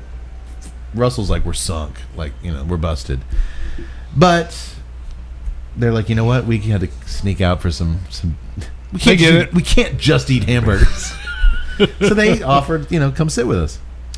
Mrs. Vunk says, "You haven't lived." I'm not going to try to do her voice. Oh my God, she has a real high-pitched bimbo voice. "You haven't lived until you've tried the some young boy here." Uh-oh. Mia is clearly into Russell, and Mrs. Vunk, who Mia oddly calls mother despite them being party friends before she married the dad. That's weird, right? It's really weird. She calls her mother. It was revealed her real mom died of food poisoning. But she calls Mia, who was her friend, mother. All right. There's more weird stuff there. I'm going to get to that later. She's very clearly into Fred Domino. Mrs. Vunk is. Which, by the way, if we travel this year with Drew Estate on the Barn Smoker tour, that's my new hotel check-in name. Fred Domino? If you need to find my room, it's under Fred Domino. So long to Marty Coleslaw. We had a good run. Rest in peace, Marty Coleslaw. Hello, Fred Domino. Hello, Fred Domino. Sir, would there be anything else your friend's room would be under? Oh, God, I can't believe I got to do this. Oh, yeah, right here we go. It's room 217. Fred, at Mrs. Vunk's request, orders some gangbang foos, some Szechuan chicken balls, and a plate of 4 well-hung loaves. She's really hungry, apparently. And weirdly, that's the exact same order that Yak Boy places whenever I go out to eat Chinese food with him. You like those 4 hung loaves? There's nothing wrong with them. No, they're delicious. They're delicious. And Miss Vunk is also very perceptive as well as hungry, as she's the first to see Drill Sergeant Druten walk in the restaurant. As he walks in, he stiff-arms a waiter carrying a tray, and you get the idea that's how he enters everywhere. By just knocking a dude on his ass. Russell and Fred quickly hide under the table as Druten takes a seat with me. Hey, mind if I sit down? I guess he was just going to go there and eat by himself. I guess so. As Druten helps himself to the chicken balls and the 4 well-hung loaves. It's a lot of food for you 2 girls. Oh, they tried to get out of it. Like, we're actually just leaving. And then the waiter shows up with all this food. Fred, under the table, discovers that Mrs. Vunk isn't wearing panties. So he decides to take eating out to exciting new levels by burying his head in her coochie. She's sweating and moaning, breaking chopsticks in half.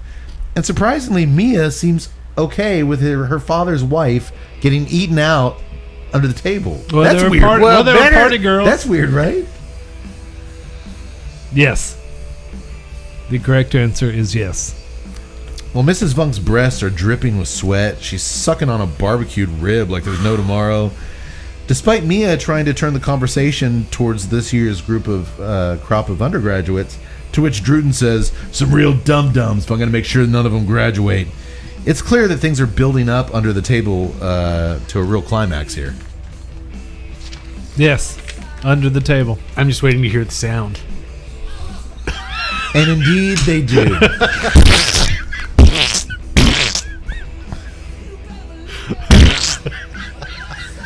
As Mrs. Vunk orgasms, and she's so enraptured in the passionate throes of her orgasm, she pulls off the tablecloth, revealing Russell and Fred under the table. Druten, he actually gets tripped up. I love also that it is a glass it's table. It's a glass table. Yeah. The next morning on campus, the drill sergeant first class marches the 2 airheads, come on, you fast food freaks, into 2 full-size sweat pickles to pay for their crimes. Sweat pickles. Smacking them with a spatula all along the way. Sweat pickles. Once in the sweat pickles, these are just these goofy looking... They're these huge pickles with arms and legs. It's the same one that you see through the drive-thru, but this is like the pickle mascot. I'm just thinking of like all the hot boxes from like all the prison movies, the Vietnam torture chambers. It's the same concept. This is with just like that. Except for these comical fucking pickles. And guess what? He activates the torture sauce option, and the boys get squirted from above. While they're getting sensory tortured with the America's getting Clockwork Orange style. There's these hungry. speakers on each ear, and it's doing the Buster Burger theme music as they're getting squirted with torture sauce. Hey, it's a small price to pay for you, if you ask me. I mean, Mrs. Vunk, huh? But we've had the sound effect twice now at the Lyman 9000 and now in the Sweat Pickles. I wish I could go to Burger Buster University. I know you do. Across campus, Dr. Mole is showing Lyman Vunk his latest experiment. He has injected the nerdy Herb Zipser with a bunch of chicken cum and basically turned the kid into a human chicken. He's balking and everything. But this deranged form of science is necessary, he says, if they're going to be breaking into the fried chicken market. And as beakers explode in the background, it's like a Dr. Frankenstein lab, but it looks good. There's it's lightning in the background and just all these explosions. It's a really cool set piece.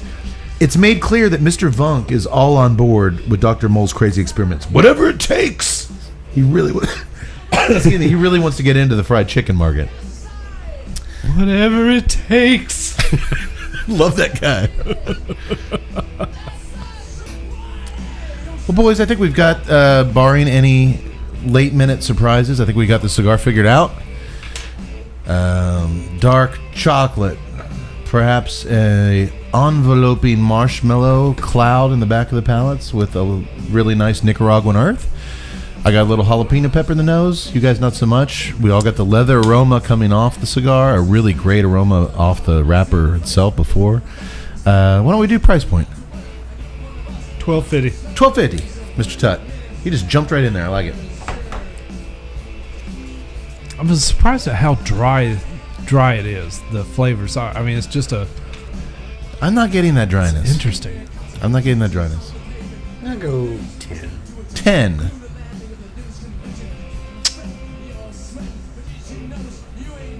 Around $9. Oh, not bad. Not bad. You can even get it for a little bit less.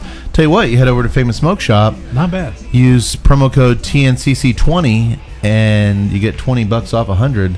The more you buy, I think I got these in 5-packs, so they're about $8.65 a piece, I believe I broke it down to. Use that promo code; it's the best one out there.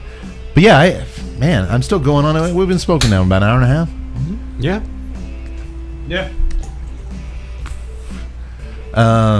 Not a ton of complexity. See, I actually think I for some reason I think of the opposite. I think it's a very complex cigar. You haven't been able to name any flavors because it's so well blended, and like I said, it's the fact that I can taste it on all points of my palate, and then through retro hell as well. I think that means it's very complex. It's extremely balanced both on the palate and retro hell. Extremely well balanced. That is a wonderful term for this cigar. It's extremely well balanced on the front of the palate and the back of the palate with the retro hail. Yes. To me, that means complex. To me, when I think complexity, I tend to categorize that as a myriad of discernible flavors coming and going. I'm getting this in the first third, then didn't see this curveball coming, and then this comes back. Blenders purposefully weaving flavors in and out, and those flavors, I'm picking up on them, and not that every cigar needs that, but that's kind of when I think of complexity. That's where I'm getting at. For me, this is a fairly 3-note cigar. Chocolate, earth, and that whatever it is that we're all having kind of a little trouble with, but we're all enjoying it on the back end. So to me, I wouldn't categorize this as, from my definition, as a complex cigar, but I would describe it as a highly enjoyable, tasty fucking cigar. Yeah. And that's a good price point. Great construction. It's a very good price point for this. I don't want to say Crown Heads usually sticks in there at a decent price point. I think they're one of the ones who managed to keep costs down, and I don't think they put out a lot of super pricey. Do you remember what those Buckeye Lands? They weren't that expensive, and that's like a limited Ohio only limited release. So I don't think they put out a lot of really expensive sticks. I'll smoke this again. Perhaps with a space cake next time. 3 thumbs up? Definitely. Okay. Absolutely. All right. Well, if you do get anything else in the last little portion of that, let me know. To get back to the movie, later on in the Chapel of the Immaculate Restroom, Burgerluya, Burgerluya, Burgerluya, Burgerluya, Burgerluya. This is where they come to worship every Sunday. An exhausted Russell, still wiped out from going down on Mrs. Vunk the night before. Oh, I guess in the sweat pickle, too. Well, that's going to take it out of you. And Fred, Fred was the one that went down on Mrs. Vunk. They're both exhausted. They join the worshipers at Sunday Mass. The church sermon is, of course, led by Mr. Vunk as he reads to them from the Book of Munchies, chapter 12, verse 15. To burgers and fries, we dedicate our lives. There's even a Last Supper painting hanging in the background with Vunk sitting in the Jesus seat. Everybody's eating burgers. Let me get that on the wall here. No, you got to draw the line somewhere. Yeah, I got enough things. What if I get the Rev to okay it? Okay, if the Rev okays it, then all right. Well, the boys sit behind Mia and Mrs. Vunk, and the founder's wife holds up her hymnal and writes for Fred to meet her behind the library in a little bit. And Mia is giggling right along with her. She's That is so bizarre. She's so into her stepmom cheating on her real dad. He seems like a nice old guy. Like he kind of does. Crazy because he was my dad. Apparently had his own burger Bible made. And his burger Last Supper portrait behind him. Oh, man. As he's preaching his maybe there's some issues. sermon. Maybe there's some issues there. I guess if she's like what, mid-20s at this point? I think so. If she's been coming to the chapel of the Immaculate Restroom for 25 years, she's probably got some issues. Well, my question is, if they have this church there on campus, do they also have other burger churches throughout the country? No, this is you have to make it's a pilgrimage. This is 5,000. This is the burger mecca. This is the burger mecca. 5,000 sacred acres. Like this is, and this is why they don't let outsiders in. Outsiders would judge. You got a burger church? That's crazy. You don't know. It'd be like Jack in the Box having a church with that jackhead preaching. You think that goes on? You know they do. Right? Well, the church choir is singing a heavenly tune about sizzling burgers as Druten looks on in anger as Russell plays with Mia's hair in front of him. Prestopopnik, got it right? You got it right.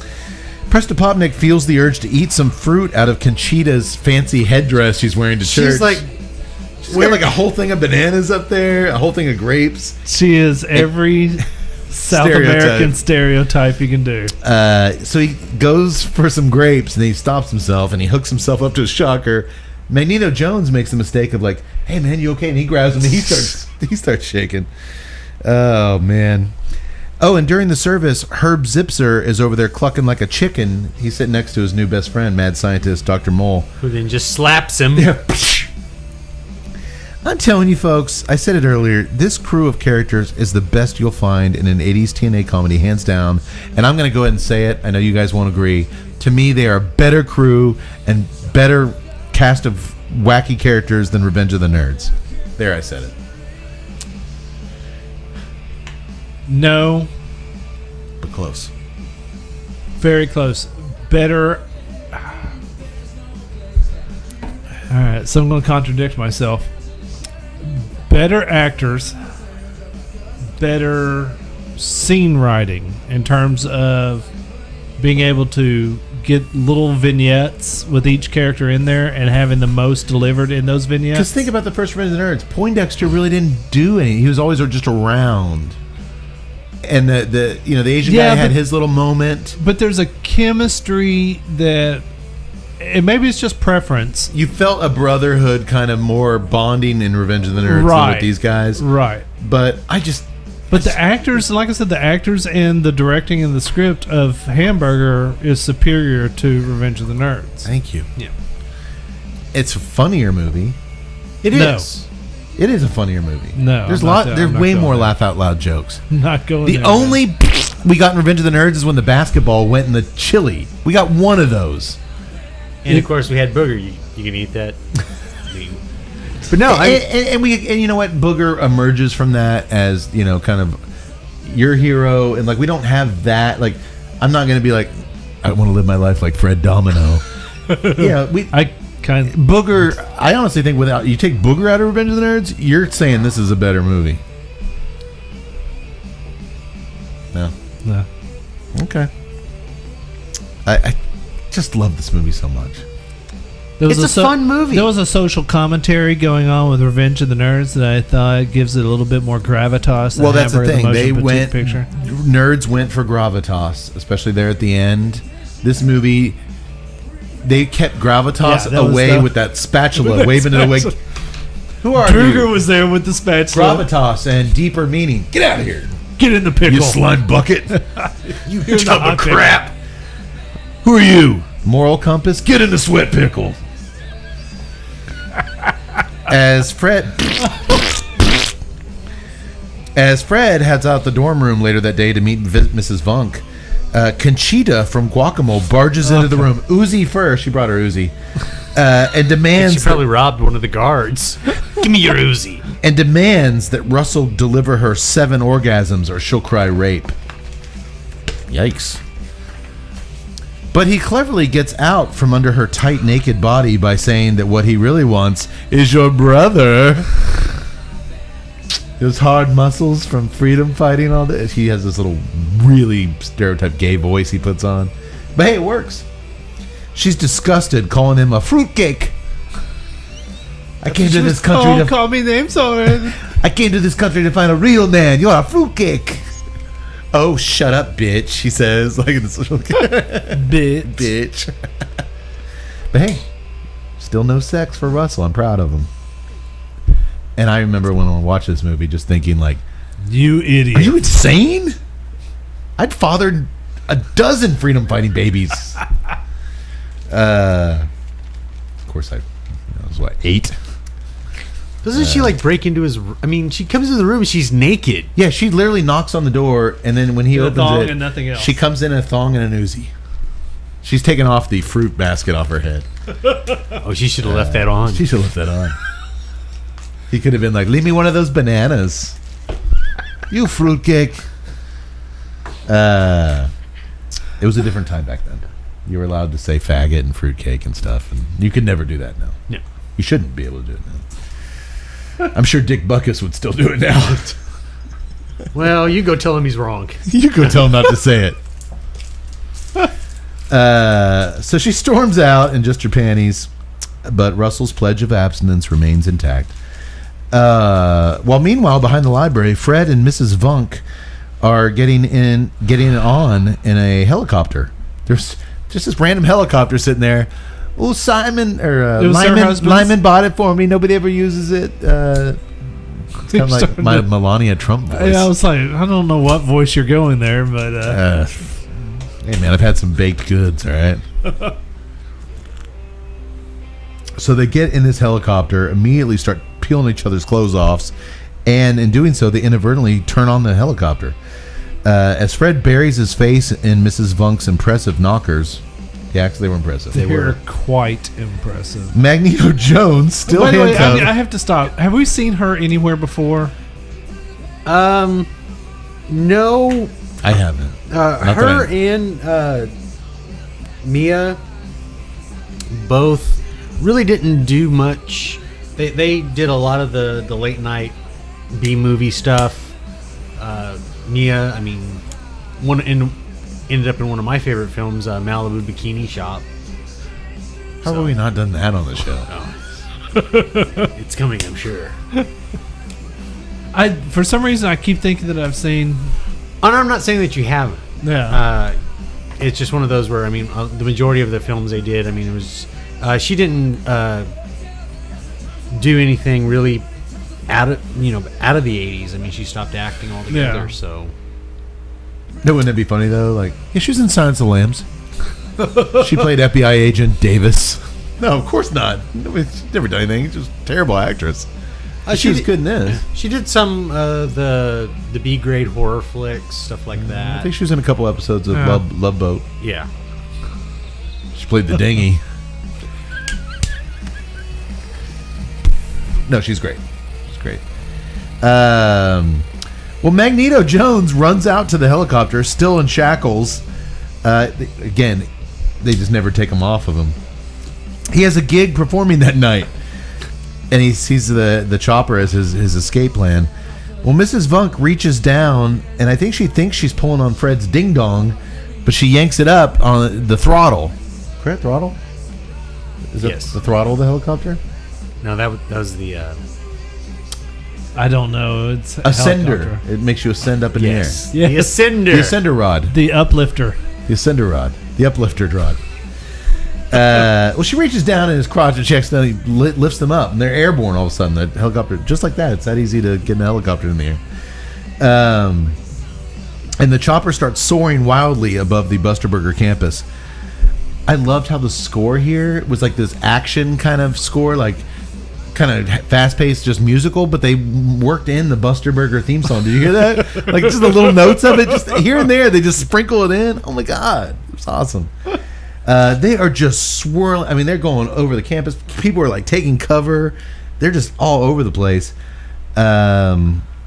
Finally, fortunately, they're able to bring the whirlybird down, but unfortunately, It's brought down right on top of Druton's prized possession, his brand new Ford Mustang. They just showed him hand polishing it. How'd you like your first oil change, baby? And then just then the helicopter splats right up. They should have used that sound. I love that he talks to his car. And more sensitively than he talks to Mia. Back in the quad. Yes. Russell's studying up when Mia takes a seat next to him. He tells her how he never really thought about how the collective conscious applies to burgers until now. And he's totally straight-faced about this. He's really... Oh, yeah. He's into this big time. And she's very impressed. He says he understands now why he's so comfortable eating a trusted Buster Burger as opposed to a falafel filled with sprouts by some health nut weirdo. And boom, now they're really bonding. Mia agrees to help him with the oral part of his final exams. Hey now.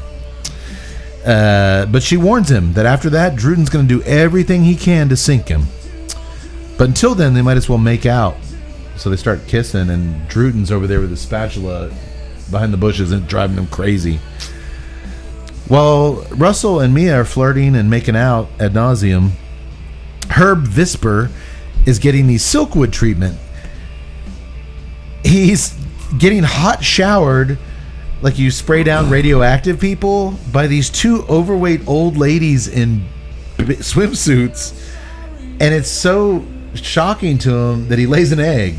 That is just a weird scene, right? It was a really weird scene. Who were those two? Those two old ladies look like they were know. like remember that scene in Blue Velvet where Dennis Hopper shows up and there's all the ladies dressed in 50s clothes just drinking Colt 45? I wasn't sure where they were going with it, but then you're like, well, really makes sense. It further along Zipser's chicken persona. I didn't get this at all. Honestly, I've seen this movie I didn't remember the two old ladies in bikinis spraying down Zipser to where he laid a chicken egg. That scene escaped me somehow. Oddly enough, when I saw this scene, it did bring back memories. Really? Of You that. remember that scene? But that's what they have to do to get him cleansed to go back into Dr. Mole's secret lab. What a weird fucking scene. You know who hasn't laid an egg anytime recently, boys? Who's that? Dirty Fabian with Drew Estate. And if I'm talking about unconventional Fabian not laying eggs and what might be the strangest segue I've ever done on the show here, I'm sure you're going to hear about it. then you know I'm talking about the unconventional Tobacco Especial cigars. Brought to you from the folks who created Sweet Jane, La Vieja Habana, and much, much more. Available in your choice of either extra dark Connecticut broadleaf or natural Connecticut shade wrappers, they envelope. That marshmallow flavor enveloped our palate. Sure. They envelope a Sumatra binder and a Nicaraguan Criollo filler leaves. Before aging, the cigars are slowly infused with Nicaraguan estate-grown coffee. The smoke is medium to full-bodied, depending on the wrapper you choose. Its rich tobacco flavors commingling with the unmistakable aroma of coffee and just a little bit of sweetness. A perfect early morning smoke, and if you don't believe me, pour yourself a cup of joe, step outside, and see for yourself. Do it. That sounds good, doesn't it? It actually really does. Get up in the morning, get yourself a tobacco cigar, a cup of coffee, a big-ass cheeseburger, and just watch the sunrise. That sounds like heaven, boys. I was about to say, you got like donkeys that you can like look at. Yeah, if I go out in the back, I can watch the donkeys come in. I think they're so badass with their big dongs. I don't need that kind of negativity in the morning. I'm just saying, that's like very peaceful. You got a beautiful Texas sunrise. Yeah, it is. You got the mist kind of clinging over the pasture back there. Have you been hanging out in my backyard? How do you know all this? Maybe. Yeah, it is. It is very.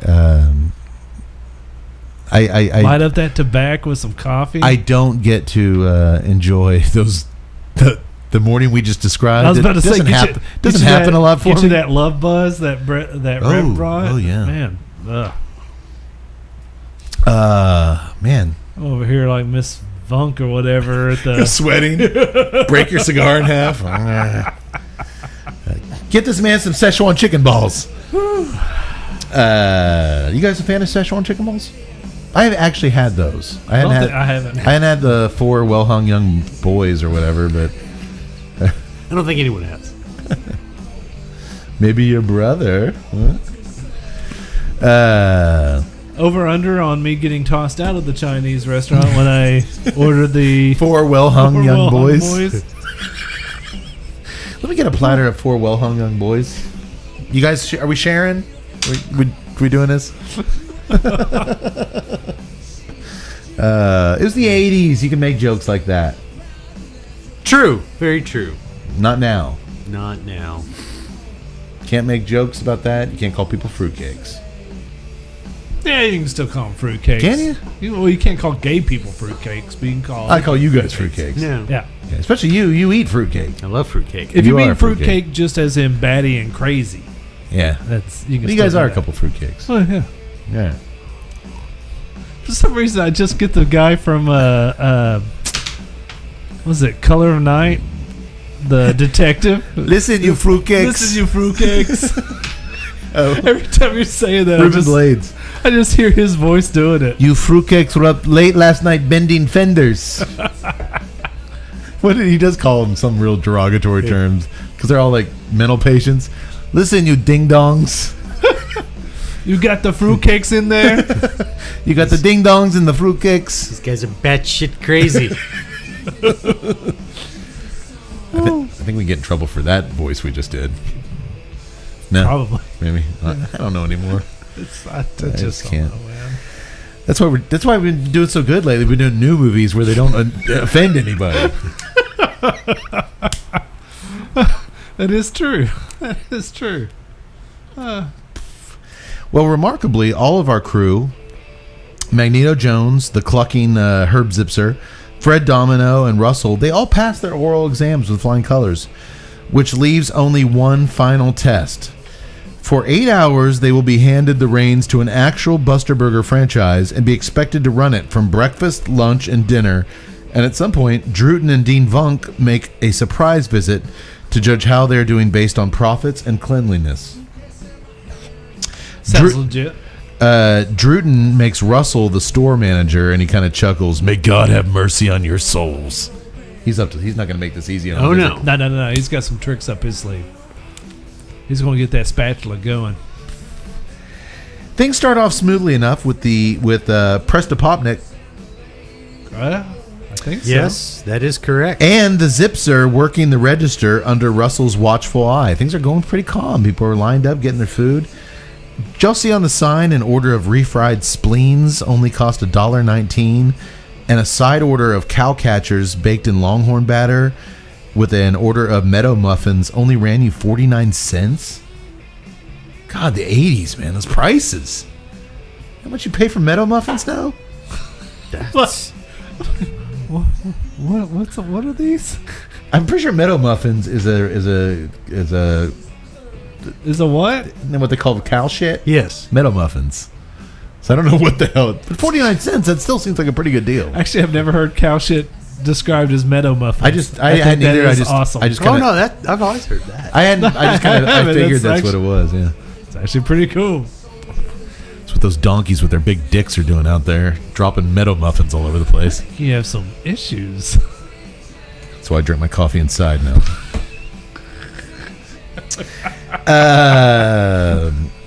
Anyway, I just thought the prices were surprising. Magneto Jones, Sister Sarah the Nun, and Fred Domino seem to be on top of shit, serving up the orders. They're pulling in food from the back. Everything is going swimmingly. And when a little girl comes up to the counter and tries to run off with some Buster Burger cookies, they all turn at the same time and respond accordingly. Put those cookies back, motherfucker. They've learned. They got this, right? That's right. Wrong. Druten has called in an eating club full of fat dudes and even fatter chicks, and shit is about to get real. This is horrible. They couldn't even come in a bus. They had to come in a trolley car. A wide load trolley pulls up out front, It literally says wide load on the back. and we see 24 pairs of cankles pour out of the trolley, and they are attached to some hungry ass motherfuckers, man. Oh my god. These fat fuckers I guess they're ringers. This is who Drew brings in. Yeah, it's These the ringers. fat ass ringers. The minute they're in the restaurant, they start eating off everyone's trays, like that are already customers. Before they reach the counter, they're shoving shit in their face. When they reach the counter, oh boy, these rotund assholes are literally squealing like pigs. No, it's literally like pig sounds. There's pig sounds. Oh yes. It's horrible, man. Oh, it offends fat people? Yes. It's super offensive. It's funny. But Revenge of the Nerds, the Omega Moose. That was offensive too. Oh, okay. All right, at least you're consistent. But the first guy to order, Where did I see this dude? I know I recognized him. he did have a very familiar baby face. Something we've done on the show? Prestopopnik. Oh, he's the other guy from Roadhouse. He's the bouncer. Yeah. The bouncer. He's the big bouncer. Yeah. Oh, good eye. Good eye. catch, Yaks. He's He's the good guy. Yeah, Yeah, yeah. The This good is dog. this is one of those movies where if you're not paying attention, there's so many faces Yeah.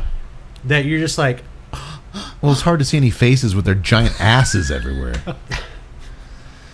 Is he still alive? yes, All right. I think. Where was I? Oh, yes. The rotund assholes are squealing like pigs as they order insane amounts of Buster Burgers. And while they wait, they then continue eating all the other customers' food. They're Well, no, insatiable. But what I love here is that they start ordering.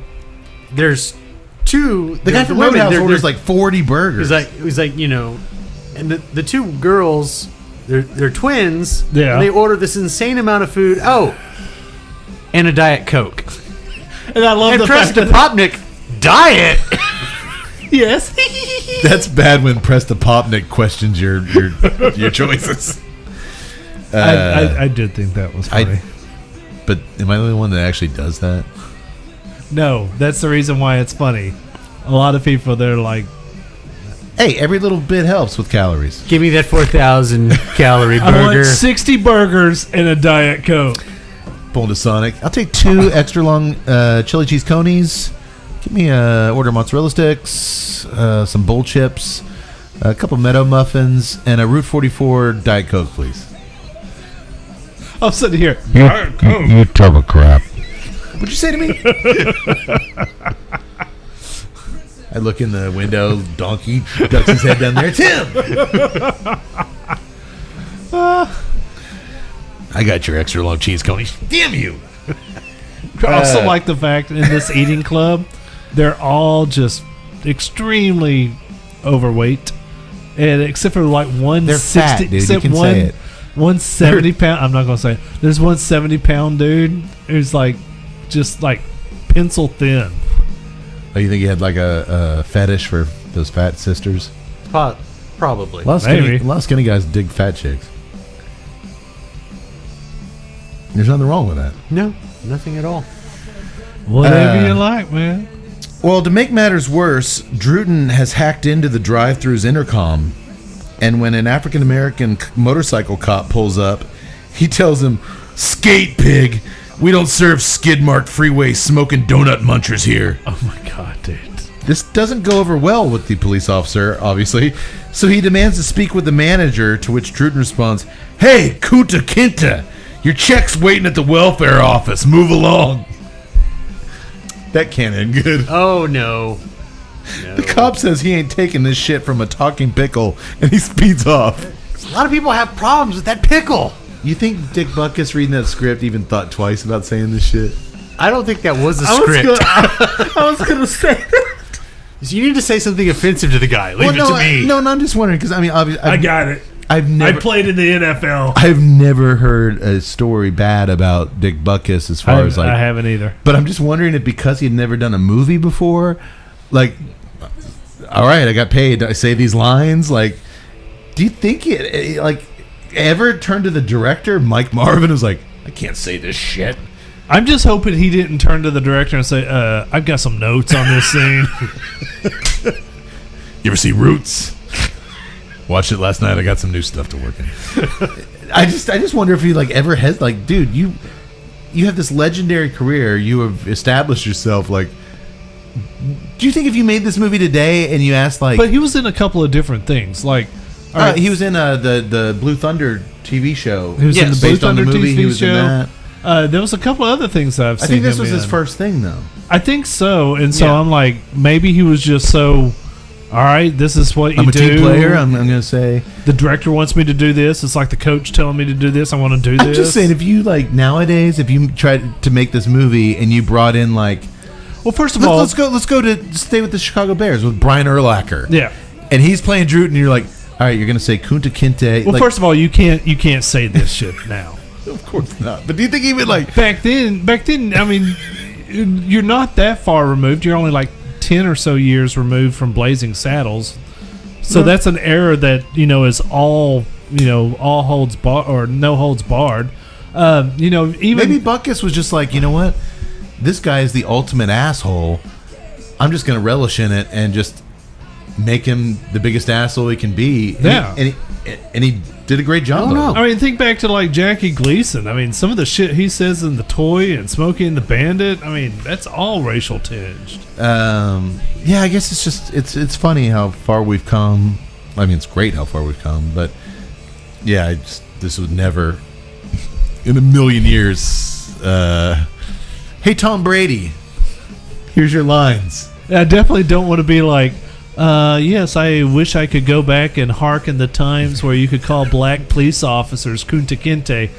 No, I'm not. I think the TNCC is all about progress. We're pro progress in that regard. I still wish hamburgers just had fucking meat and cheese on them and not avocados, but I'll bow down to the tuts of the world who like to stand in line. How long did you stand in line for that burger? I was only about 25, 30 minutes. 30 minutes? You tub of crap. It's Austin, man. It's Austin. What burger did you get? I don't even remember. It's not that good. Because it had avocado on it. Could have been in and out of Whataburger just like that. Well, first of all, Whataburger's pretty damn good. You know why?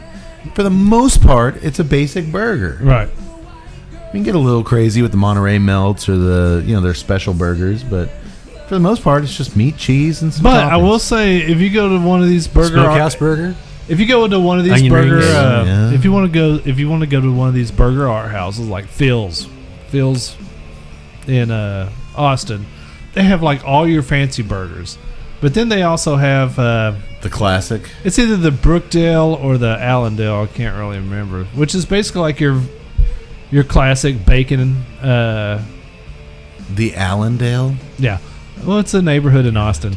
But it's basically your basic bacon, lettuce, tomato burger. That's so damn good. It's one of the best burgers I've ever had. Should I start holding my pinky out when I drink my beer? Apparently. You slime bucket. No. I still enjoy me my Whataburger. I'm my convinced in Sonic Whataburger, burger. when I order my ketchup and mayo, no mustard, I'm getting this. That's are. the way I want it. You are. Maybe not in Whataburger. No, Whataburger's because not they using get- laser beams. They got and, your fancy ketchup, fancy food ketchup. Fancy It actually, food does, ketchup. it actually does say fancy And your ketchup. fancy spicy food ketchup. Well, back inside, our heroes come up with the bright idea, they got to get these fatzos out of there, to fill a bunch of complimentary milkshakes with laxative. Which happened to be in the first aid kit, and it was in a gallon jug. I found this laxative in the first aid kit. It's like, First of all, how big was the first aid kit? The jug is this big. Buster University, they cover all this stuff. They know it. They learned this. We didn't see it, but they learned this in class. This is science. And suddenly, all the porkers that Druten sent in are farting their fat fucking asses off. It's making the same sound as the damn mustard and ketchup. I understand why you love this movie so much. It's brilliant. Well, maybe not so brilliant. The fatties barge into the bathroom to poop, and the only stall is occupied by an Asian tourist. Oh, here we get another great stereotype. Who's taking a crap on the John wearing all these cameras, because that's what Asian tourists do. That's what Asian tourists do. So as they're all farting in the small bathroom, he starts he reaches out to take pictures of them, and the flash from his camera. I'm sorry when one interacts with the gas. When one of the Moo twins is like, "No flash, no flash," I kind of lost it here, dude. The interaction of the Asian tourist flash with all the gas in the room, it blows the entire side. Classic of the 80s explode. It was a great styrofoam wall blows out the side. Oh, it was a great looking explosion, man. And it's so well timed, man. The editor on this—that's the one thing I gotta give credit on this movie. The editor and the timing and the flow of this movie, from all the dialogue, from scene cuts. It moves. It just moves and it flows. It is a tight 90 minutes, man. Yeah, it's nice. Agreed. Well, half the restaurant's blown off now, but at least it gets the army of, the Eaters Club to leave. So it's a win. You were going to say Fatsos. I was. Stop myself, and then you ruined it for me. I was trying to be a better person. The army of Fatsos gets out of there, and it's a win, right? They won. Yay! Wrong. As a bunch of bikers that Druten paid off descend on the Buster Burger. When they ride their motorcycles into the restaurant and demand burgers, there's none left. The Fatsos ate them all. Fred tries to utilize his education. "Hey, pal," he says to the biker, "we reserve the right to refuse service to assholes like you." Everybody else like, "No!" Fred, no. Only the bikers don't give a shit, and they start demolishing the place with sledgehammers. They just, tables, chairs, they just start going crazy. That's worth a shot. Fred had to try it, right? As the place is destroyed, speaking of Fred Domino, they throw him through a window. The cops show up, but remember, the motorcycle cop didn't have a very pleasant experience at the drive-thru earlier, so the cops start joining in with the bikers, trashing the place. Druten's watching all the chaos from across the street in his crushed Mustang. It's now a convertible. He's spinning his spatula around. He's loving it. Oh, and get this. When he sees an oncoming chicken truck driven by a couple of Mexicans, "Let's party, I say." Says something like that. No, oh, you want to play chicken? I'll give you chicken. I was like, what's this? He takes off, spins his Mustang around, and starts driving straight towards the chicken truck. The Mexican dudes freak out, swing the wheel, and it's sending their truck soaring straight into the front of the Buster Burger franchise, completely demolishing the restaurant, feathers and chickens flying everywhere. It's a lot of budget, and they wrecked the shit out of this place. That's the one thing this movie did not lack on budget, and they spent it wisely. They sure did. Despite Fred saying rather accurately, this place now looks like Buster Burger Beirut.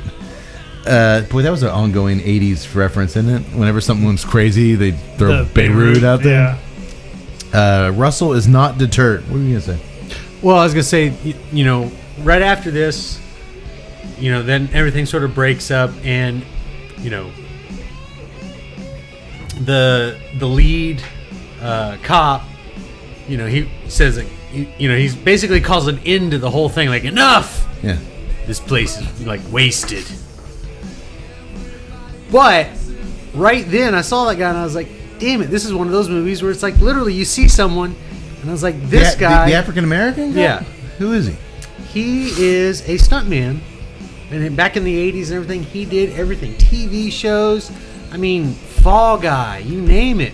But I remember him distinctly from Action Jackson. Who was he in Action Jackson?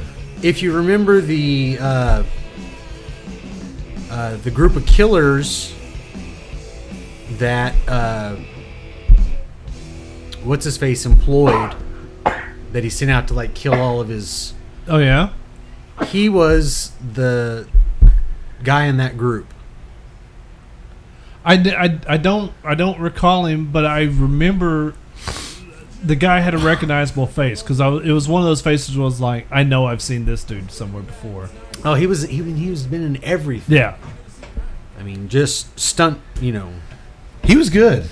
I liked his little interaction at the drive-thru. He was all right. That's one of the things that's always impressed me about you, too. Is you go, oh, this guy? Yeah, he was a stuntman back in blah, blah, blah, blah.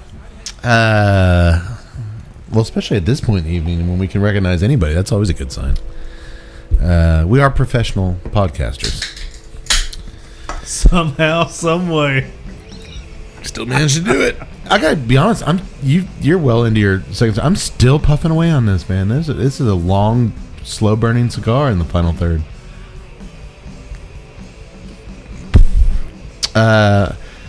Well, again, despite Fred looking around and just completely just heartbroken at the state of the restaurant, Russell is not deterred. When I look around this Buster franchise, I see a Buster future that didn't even know it had a Buster past. You might see a hole in the wall, but I see a brand new spanking Buster Sidewalk Cafe. You might see dead chickens everywhere, but I see a whole new line of Buster chicken sandwiches at $2.98 each. You might have seen two guys stumble out of here in dire need of medical attention, but I see two guys who, when they come back, they're going to be Buster hungry.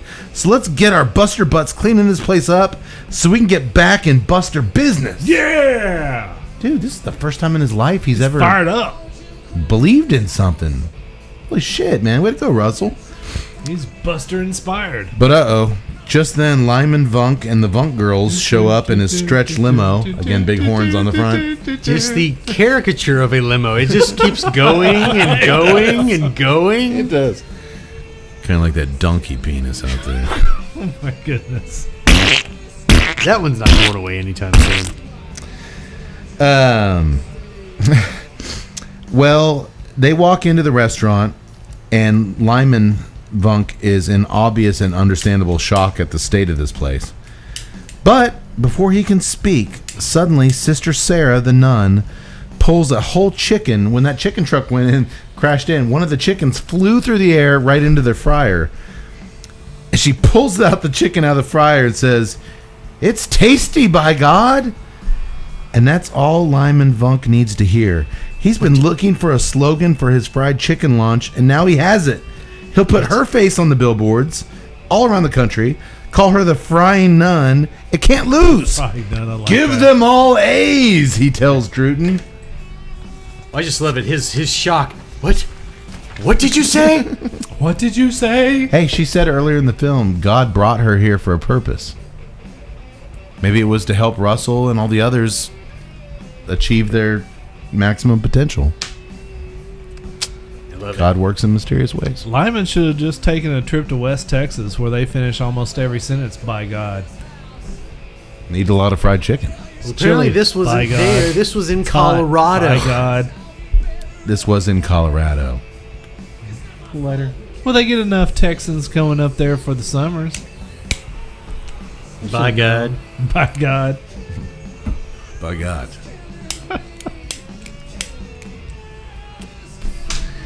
This drives... I'm good. This drives Druten nuts, obviously. Give everybody A's.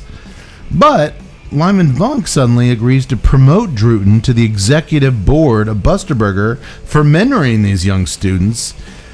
And just as Druten is about to seal this monumental occasion by proposing to Mia, he's like, this is the only one thing can make this better, me joining the family.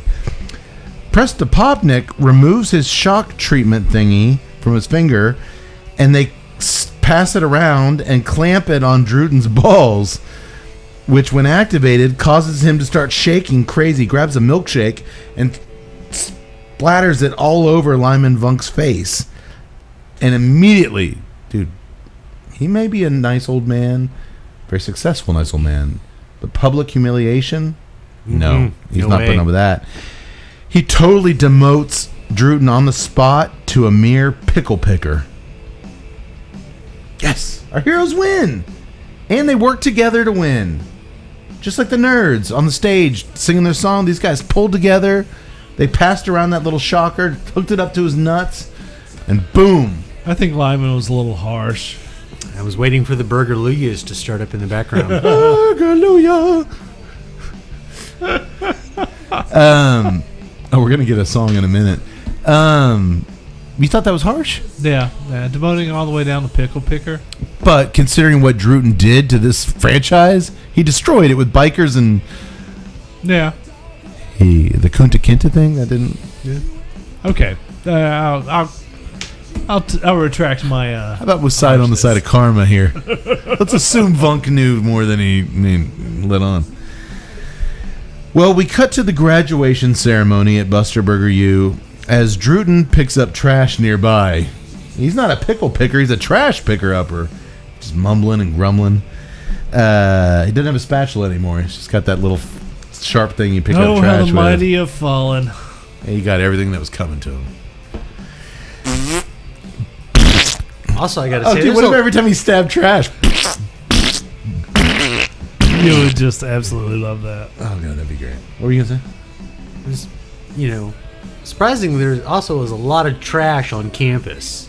Yeah, it was immaculate every time we saw it otherwise. Now everybody's just dumping there. Maybe it's because they all hate Druten for the way they treat him. So now when they finish a thing of bull chips, they just throw their trash on the ground. Throw their fancy ketchup on there. If only we could see that little mustard guy walk by with a cigarette just flicking it right in front of him. To the ketchup mustard all. That would be awesome. God. Well, now I'm sad because this movie could be better. Hey, it's Druten. Why didn't Vunk put him in a sweat pickle? Ooh, that would have been nice. Maybe Preston Popman could have walked That by. would have been the ultimate end. Burger hungry. Don't show him picking up trash. Show the graduation ceremony, and then cut to the sweat pickle with Druten in there, just getting squirted with torture sauce. That's your ending. I hate this movie. All right. Lyman Vunk congratulates the students on, in the face of adversity, you brought the chicken product from the drawing board to the marketing face. Is that a marketing term, the marketing face? I think he meant phase. Oh, that's probably what he said, phase. It's tasty, by God. He's already got that catchphrase. He's using it. Hell yeah. Lyman hands out the first diploma to Russell, and his parents are in the stadium, and they're very proud of him.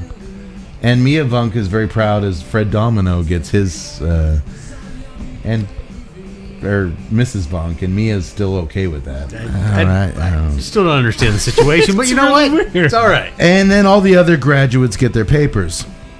Magneto Jones finally gets his handcuffs removed after 12 weeks. I'm surprised his hands aren't all shriveled up and dead. During the ceremony, and Vunk turns the microphone over to Magneto Jones. This is such a glorious ending. He brings up his background singers, the Extremes, to do a rendition of the Buster Burger theme song, and he sings it straight. The music kicks in, America, and he's really like putting a Motown spin on this thing. America's getting burger hungry, hungry for the burger that makes you full, hungry for the taste of a Buster Jr., hungry for the burger that's full of bull. Thick, rich shakes, crispy French fries, a double McBuster will more than satisfy. And everybody's clapping along. I was clapping along watching it. Were you clapping along yet? I was. Oh my God, it's just awesome. Did y'all notice at the graduation when it was time, Russell and all the other graduates took their tassel and hung it on the other horn? Like you moved it over, they hung it on their right horn. I love the fact and they played it straight. I love Russell's so proud of it. I love the fact that the director was like, "You guys should probably put your tassels on the other horn." Yeah. Consistency, people. They never laugh at their own jokes in this movie. They play it so straight. That's what works. God, this movie leaves nothing out.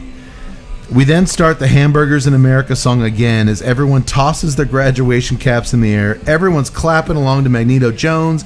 Everyone is so damn happy, including yours truly. The end. Thank God. Best movie ever. The end, by God. The end, by God. Put that VHS tape back, motherfucker. Oh, that actually should have been it after the credits ended. We did forget to that part because they actually do get to use that line in their franchise because a little girl comes up and takes a little pack of cookies. We mentioned it, didn't we? No, we didn't. Yeah, the little girl comes in, steals some cookies, and they all spin around in unison. Put those cookies back, motherfucker. I think we did mention that. No, we didn't. I think you guys have had too many baked goods. I think Maybe you're we distracted. haven't had enough baked goods. No. Let's stick around. We got a lot of baked goods still in the fridge. Ty, come on, man. You had to have a blast with this movie. No. A little bit too old, a little bit too cynical. Always with Tut. Jeez. 12-year-old Tut probably loved it. Can we get him here? Dude, 12-year-old Tut was an asshole. What is there not to love? Nudity, humor. It was a good. It was a. This is one of those one. I saw this one. I never saw it, in theater or anything like that. I don't believe it went to theaters. Up All Night. Yeah, I either saw it on Up All Night. It was or, on Up All Night. HBO. I definitely saw it at a friend's house because I didn't have HBO, but I saw it with nudity, so it wasn't Up All Night. I don't think I saw it the Up All Night. That was the nudity. first time I ever saw it. I was like, oh my god! And once again, it was those scenes where you like, I what? know there's and then, boobs there. and then like there's that like that bad cut, like Yeah. it jumps. Like, wait, there's got to be some boobs in there. Yeah, No, sure as shit. Dude, it's funny. I just went back to little 8-year-old Cade because every Conchita's boobs, Dr. Gottbotten's boobs. Like, not only did I remember them, like I could have told you what all these naked chicks look like because they were some of the first naked women I'd ever seen. I'm like Cody. I think I saw it on Up All Night because I don't remember any of the nudity But stuff. after that, like I think it was like HBO or something. I'm like, I'm like, Hamburger. Oh my god! And finally, yes, I got to see the boobs, and I was so fucking happy. For years before the podcast, before we met you, Tut, when I was living in Houston, the doctor lives in Dallas. Cody's right in the middle here in Temple. We would convene, I don't know, once every 3 months or so at Cody's place, and we would do.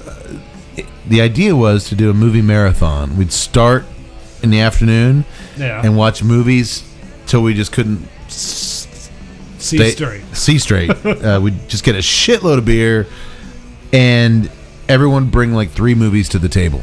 We'd watch a Cade flick, then we'd watch a Yak Boy flick, we'd watch a Doctor flick, and we'd try every 3 months to bring something new that we hadn't watched before. And it was kind of a challenge to try to bring something to impress the other guys.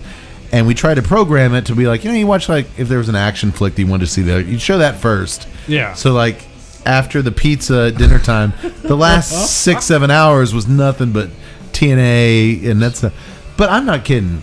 Hamburger made its way into that more than any other movie. Oh yes, and nobody ever complained. The minute, because you wouldn't tell the guy, you'd put it the DVD or the VHS tape, because Hamburger, as I looked everywhere, it still only officially exists as a VHS. Yeah, I've got like 3 of them. I hoard them like my precious. I don't let anybody go near my Hamburger VHS tapes. There is a DVD out there. It's been out there forever. It's a bootleg. But hey, man, you only live once. You want to see a fucking movie, and the people that made it won't let you see it. What are you gonna do? But man, that brings a very interesting question. Yes. What do you do? What do you do? What did we do? Watch on YouTube. Which, in our entire 94 episode run, we've never done before. I was so surprised because I know your stance on any type of bootleg. That's true. You are just absolutely against it. I have seen you dress down motherfuckers at the pub.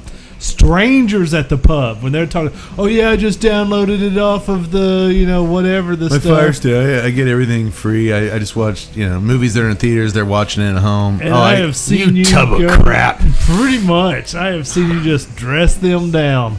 Well, so then when you were like, all right, this week's movie is Hamburger. It's on YouTube. And I'm like, all right, I'm not that comfortable renting off of YouTube yet, but, all right, I'll rent it. And then when I clicked on the link, I was like, no, this has got to be a mistake. This is just a regular, some dude ripped it and put it up there. It's my 3-decade rule. This fucker was made 33 years ago. Yeah. If you're not going to let me watch it, for whatever reasons, Yeah. It's 33 years old. I want to watch it. I want to talk about it. And I don't understand why it's not available. And you know me. If it was on Amazon Prime for $10 rental, I would pay it. Yeah. I would have done. If it was a $30 Blu-ray, I would buy it.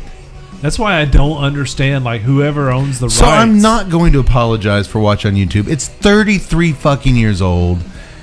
And it's not like it's... Get your act together. And it's not like it's so obscure or whatever. I want to look at the actors. Look at, like we said, look at the budget and just the overall, cinematography, everything. I mean, I don't understand. Work was put into it. I don't understand why it's not, or why they've decided not to make it available. I just don't understand why you can't just throw it up there, put a price tag on it, and if somebody watches it, great. And if it doesn't, then it doesn't cost you anything. Yeah, it's crazy. One of my, I don't know whether this is held up over 30 years, but one of my guilty pleasures that I want to see is a movie called Robot Jocks that I have hunted forever. Oh yes, I have tried to hunt forever to how to get it and stream it, and it's on Netflix, but it's only available overseas. So you have to VPN and then go to pretend you're in Beirut and then stream it from there. And I'm just like, why won't you guys let this be streamed in America? I don't understand why they're not letting this stuff go. And you know what, out man? There's probably some more. I thought I was pretty hardcore with the piracy thing. I'm sure there's probably somebody more hardcore than me that's going to be like, fuck you, Cade. 33 years. And I own multiple. I mean, I could have had you guys all come over to the house and put in my VHS tape. But here's the deal. To do the show, I have to pause it every 5 seconds to make notes. Nobody wants to watch a movie with me like that. There's 6 hours later, we're at the end of the movie. You want to do that? There's an older friend of mine who is like, as much as I love music and as much as I have a very broad, eclectic taste, there's an older friend of mine who just puts me to shame. And he has no problem downloading pirated music. And I asked him about that. I'm like, dude, how can you be such a music fan and be so pro artist as he is? Worked in the industry for a long time. And he just looked at me and goes, I have like 25 copies of this song. I have bought it as an 8-track, a cassette, CD, multiple, MP3s. He was like, there comes a point in time to where you're just like, I'm tired of paying every time for the exact same song on all these different I have formats. A problem with your friend. Yeah? Sure. Okay. I mean, if you'd like me to present my collection of Halloween films, there's not enough room on this table. Yeah. I have bought it 15 different VHS copies. I've got probably 10 DVDs. I've got laser discs. You make it, I buy it. I don't ever pick the free option, justifying it like, well, I've already spent. No. When do you go into Five Guys Burgers and be like, you know what? I bought a lot of burgers from you guys. I'll take a free one. No one's gonna do that. When you own a pub, who's gonna come in there? A regular that's there every day. You know what? I was thinking, I've been in here every day for months buying your beer. Today, it's on the house. No, it's still a product, and you pay for it. Can we do that? Assholes do that. Can we I spend a lot of money here. The fuck you said to me? Get out of here, you tub of crap. It's a product. I only did that once, Cody. Wasn't you? No, that's a different subject. It's a product. It's a product. I don't care how many times you buy that product. But like Hamburger. Can I rip? Like you said, it's like, dude, we can rent Hamburger. Let me pay you. It's $20 to stream it. I would have fucking paid it. I would be happy to pay that. Can I rip a pirated version of the original Star Wars? Sure. No, because it's available. Is it? Yes. In multiple formats. You can buy the original. Yes. The original. You can buy it on DVD. Yes. You can buy it on... Yes, you can. I own it on DVD. A real bought it at Best Buy DVD. I'll let you borrow it. Don't rip it. I can get the original. I can get the original pre-edited on DVD. Yes. Yes. I can get Han shooting first. Yes. Yes. I can get all the Vaseline They around put out the Blu-ray that had like all of them. Yes. And every version. I'm just gonna write this down. I'm just saying. You should know that fact. Can I borrow that DVD? It's right there. I'll give it to you before you leave. I'm totally ripping that. I'm not giving it to you then. I'm just saying, to use the Five Guys analogy or the pub analogy, or, you know what, I've seen Kiss in concert 10 times. I should get into this one free. Who the hell's going to let you in with that? Nothing. Of course not. So you can watch Hamburger free for you on YouTube. Yeah. And I'm not going to judge you for it. It's 33 years old. So I should be able to download Black Dog by Led Zeppelin. It's, 40 years old? No, because you have the option of buying it. In multiple formats. Hamburger's nowhere. I have bought Hamburger it is in nowhere. multiple formats. Then you should keep buying it. I'm not going to anymore. I have a Hamburger DVD. I have Hamburger on 3 copies on VHS. If it comes out tomorrow on Amazon Prime for I know rent, you're downloading that. I will. No, I'll just pay to that's rent what, it that's to what I cleanse mean. That's cleanse what I my mean. palate. That's what I mean. Well, and this is one of those movies where, we're not just sitting here. There's tons of people that love this movie. If they would put it out, there would be people buying it. That's why it's crazy that it's not out there. Anywhere. If this thing, this is going to be one of those things like, hell, it could be up on Netflix next month. And the number of views will be astronomical. People are like, we're going to put this movie in. Nobody knows what it is. You don't know what it is. As a filmmaker, I have a movie that you can't legally buy. We sued the distributor. They ripped us off. So they're no longer allowed. We got all the rights back, but there's still a lot of DVDs floating around them there.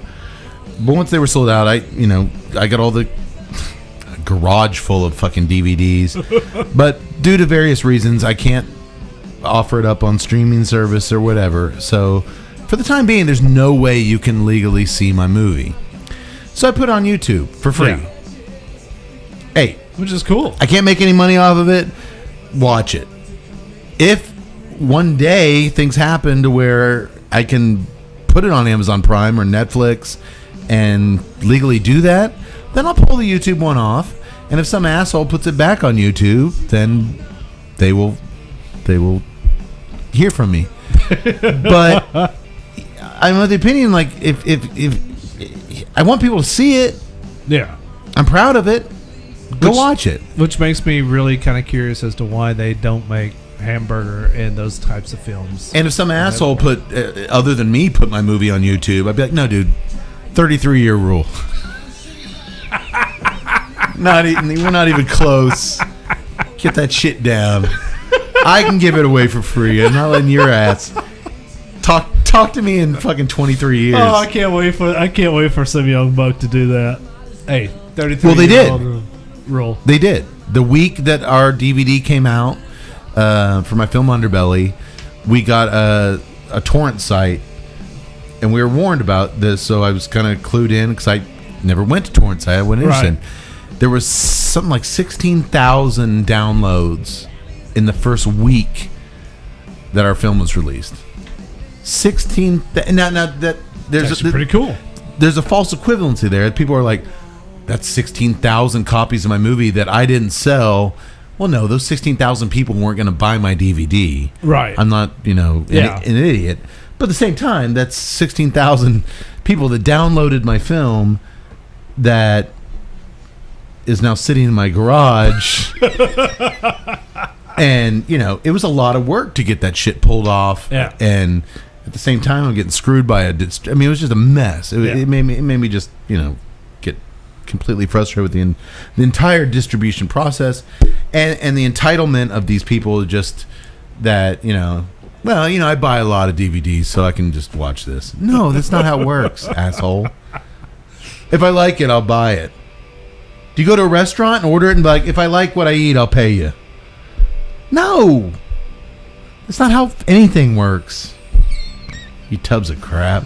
I just wanted to push your buttons on this. Well, it's an interesting conversation to have. And I kind of knew when it's like, here's the YouTube link. I was opening myself up to it. So hopefully I've justified my choice. I'm comfortable with it. No, you did, but it was funny because I told my wife, I was like, I think this is going to lead to an interesting discussion on making a movie available. And, what do you do when it's not available? And you never brought it up through the entire night, so I was just like, was it going to? Thanks. I'm totally bringing that up. Didn't really see any reason to shine a spotlight on it. But you know what? Maybe get off your lazy asses and put the damn movie out. It's a great movie. You should be proud of it. Make people pay to see it. We'll pay to see it. Like I said, put a special edition Blu-ray out there with these guys now, just spend a little bit of money with these people talking about their experience. Oh my God, a behind the on scenes a hot dog. Who came up with the? You're gonna have some little dude. All right, only you're going to be interested in that. Well, maybe Cody will be interested. Maybe in that they'll hire me to do the featurette. I'll listen to the behind the scenes with documentary on the. I'll listen to the behind the scenes with Dick Butkus. It was like, well, the director. Oh, he the didn't audio want to commentary with Butkus. Yeah, thanks. That's it. Dick, you were great in the scene. Yeah, whatever. It was a paycheck. Hey, what about a special featurette? Popular film podcast host Matt Cade interviews the ketchup and mustard dudes. Well, we listen. How the hell are you guys doing? Hey, man. My life just went to shit. No, actually, we listened to your podcast, and oddly enough, that scene where we flicked the butt at Druger, we actually went and proposed that, and it got cut. We filmed it. It got cut. We could learn stuff. There's stories to be told. There's juice in that meat that hasn't yet to be savored. That's it. That's it right there. It's after a couple tall boys in me. It is a very fascinating discussion. I'm glad none of you guys were called me on it at the time. We all enjoyed it. Are you kidding? I also found out that my science project is also. Now he's streaming all sorts of stuff. I put in I've got a Korean VPN thing. I found out how to work. Nah, I'm getting everything. Created a monster. Todd, give us some links. You can hit us on Twitter at TNCCcast. You can hit us on Instagram, TNCC_podcast. And I would highly suggest that because you get a lot of nice little photographs on there. And we actually got a shout out, which I was so damn happy for. That was kind of cool because go ahead. The actor from was it 420? No, The Dirt. The Dirt. The guy who played Ozzy Osbourne. That wasn't even on our show. It was a great article written by the doctor. The doctor wrote a review of The Dirt, the Motley Crue movie, and all of a sudden we got a blip that the guy who plays Ozzy Osbourne was like, "Hey, thanks TNCC Cast." Yeah, I was looking at the Googles and I was like, or the Google Analytics, and I was just like, "What's that little blip there for?" And then all of a sudden, Kate was like, "Hey, we got a shout out from the actor dude," and I'm like, "Oh, that's pretty cool." That was cool. And speaking of 420 Massacre, they really dug our breakdown of the film and gave us a nice shout out. So it's always nice when you spend 4 hours talking about something, they actually acknowledge you exist. Yeah, so good job working that TNCC_podcast link on Instagram. Join us on Facebook, Tuesday Night Cigar Club. Subscribe to us on YouTube, Tuesday Night Cigar Club. If you're going to buy something off of Amazon, go to TuesdayNightCigarClub.com, click on the Amazon link, do your shopping there.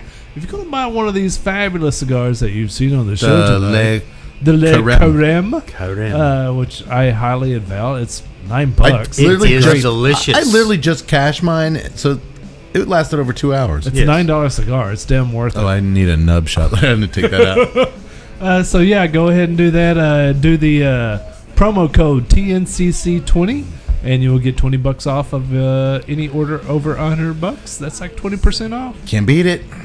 All right. Well, we're going to come back in a week or two, do another show. We will have special guest Willie Herrera. Oh, yeah. Master blender from Drew Estate to drop in and tell us about what he's got cooking down there in Miami and in Nicaragua. And that'll be a fun talk. And I've already got some interesting pairing ideas of movies we can pirate with that cigar. You know what, Willie? I've smoked enough of your cigars. I don't think I'm going to pay for this one. fire stick back, motherfucker. So yeah, we got a couple more fun shows coming up. Anything you want to plug? Anything happening at the pub? Delicious beer. Delicious beer. Delicious beer. Always cold, always ready to be served. Get your ass over to O'Brien's Irish Pub in downtown historic Temple, Texas. I told you at the end of the show. Don't do it, man. Don't do it. Now you're telling me not to do it. Don't do it. Yeah. You're going to have a ring in your forehead. Yeah, don't. All right, well, I tried. Yeah. All right. I came full circle like a Buster Burger onion ring. Skull's going to crack, brain's going to spill out. It's I never crushed a beer can against my head before. I'm just saying Can you that- believe it? I've never done that before. As you bleed out on the table, I'm still going to be packing up. I wasn't going to do it right in the middle of my forehead. I got soccer games to go to on Saturday. What's up with the sombrero? Don't worry about it. Take it off. Nope. I'll take it off in 2 months. None of your beeswax. All right, well, I tried. I get points for... yes, you offered. So it's kind of like I did it. No. Yes, it's exactly like you did it. Yep. It doesn't count if you squeeze the can with Did you your notice that I fingers. kind of tried to give it a little bit of a head start? I know the tricks. I actually just ended up getting a bunch of baked goods in my hair. That's not coming out. It was a fun show, boys. As always, folks, may the wings of liberty never lose a feather. Let the good times roll. Keep the party going. Sayonara, motherfuckers.